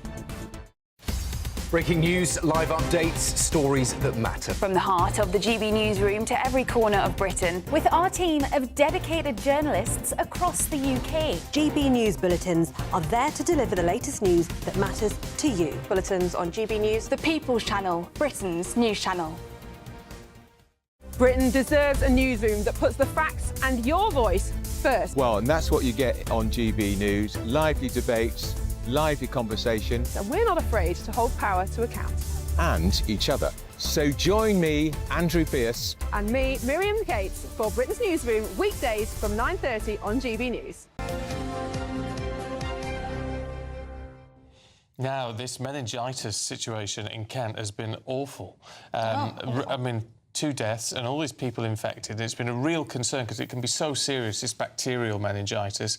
And Keely Goodwin was diagnosed with that earlier this month. She's on the road to recovery, thank heavens, but it's been a tough time. Yeah, she says the experience has been terrifying. Well, we're pleased to share that she is with us now and she's recovering safely at home. Morning to you, Keely. How are you feeling? Yeah, I'm OK, thank you. What's it been like? I mean, when did you first realise something was wrong? Well, I've got, like... my first symptoms were on the Friday the 13th, and I was just, like, achy, and I thought perhaps I pulled a muscle from work or something.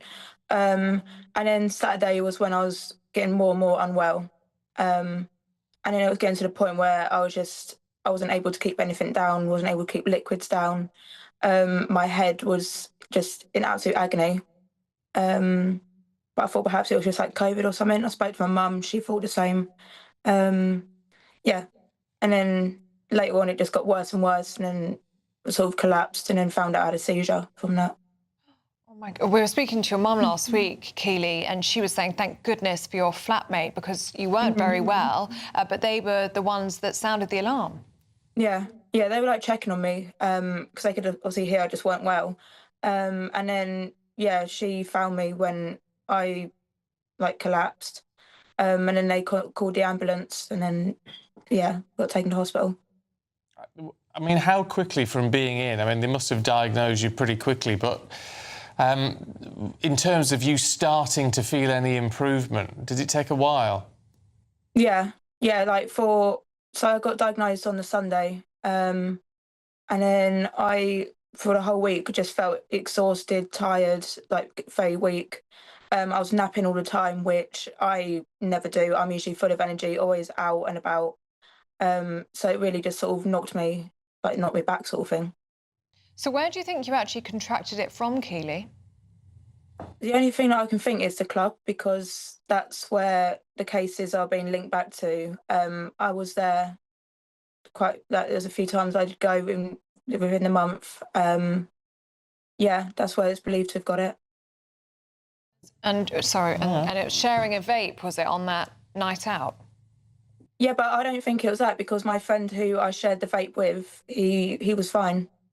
It was only me that got really ill, and like it could have been anything in the air, like someone coughing, sneezing, touching surface, the cup. Like you don't know. No, you really don't. This is a problem. And what now, Keely, for you in terms of your recovery? Where are you at this stage? I'm getting back to normal. I feel better. I'm like walking about more. I still have like some like hearing problems a little bit, which I went to an audiologist yesterday. But I'm sort of getting there and trying to get myself more out and about, little walks at a time sort of thing. Well, take it steady, take it easy. Yeah, we're wishing you better, Keely. Really good to see you. Thank you. All right, let's see what's coming up at 9:30. Should we? Because Alex Arms...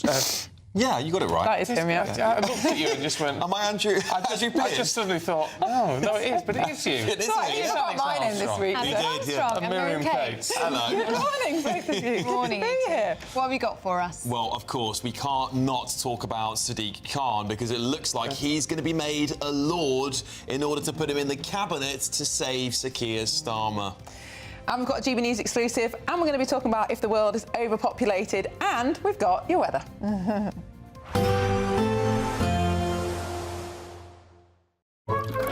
Warm and cosy, with a chance of zero visibility. Boxed Boilers sponsors the weather on GB News.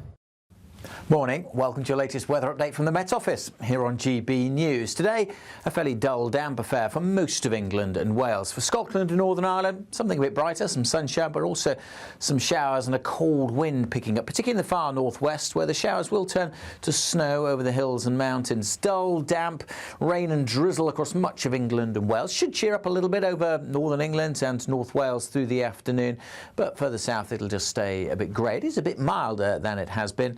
Some sunshine developing over southern Scotland, northern England later, 10 or 11 degrees, but some heavy showers moving in across Scotland and Northern Ireland later on, and the winds will start to pick up once more too. In the south, the thick cloud, rain and drizzle will persist through the evening rush hour, and the winds will continue to strengthen over northwest Scotland. Blustery conditions here with more showers piling in. Increasingly, those showers over the hills could just start to come down to somewhat lower levels. We'll see a mixture of sunny spells and a few wintry showers over the hills of Northern Ireland too. Staying fairly grey across the far southeast of England. Thick cloud here lasting into the evening, but should clear away as we head towards midnight, disappearing from Kent. Then a few showers following on behind, but plenty of clear spells for England and Wales, allowing it to turn quite chilly as we head into the weekend. But more bands of showery rain with hill snow coming in across Scotland. Gusty winds here also. Will be a colder night compared to the night just gone, with pockets of frost likely in rural spots. Towns and cities start the weekend at 3 or 4 degrees. So a chilly start, generally a sunny start over much of central and eastern England. This band of showery rain with snow over the hills of northern England, North Wales, will push southwards, kind of fizzle out as it does so. Gusty winds further north with a mixture of sunshine and more showers. Again, some snow likely over the hills. Temperatures 9 or 10 degrees, but feeling colder on Saturday with the wind. Warm and cosy, with a chance of zero visibility. Boxed Boilers sponsors the weather on GB News. Thank you for making us Britain's #1 news channel. Together, we have built something truly extraordinary.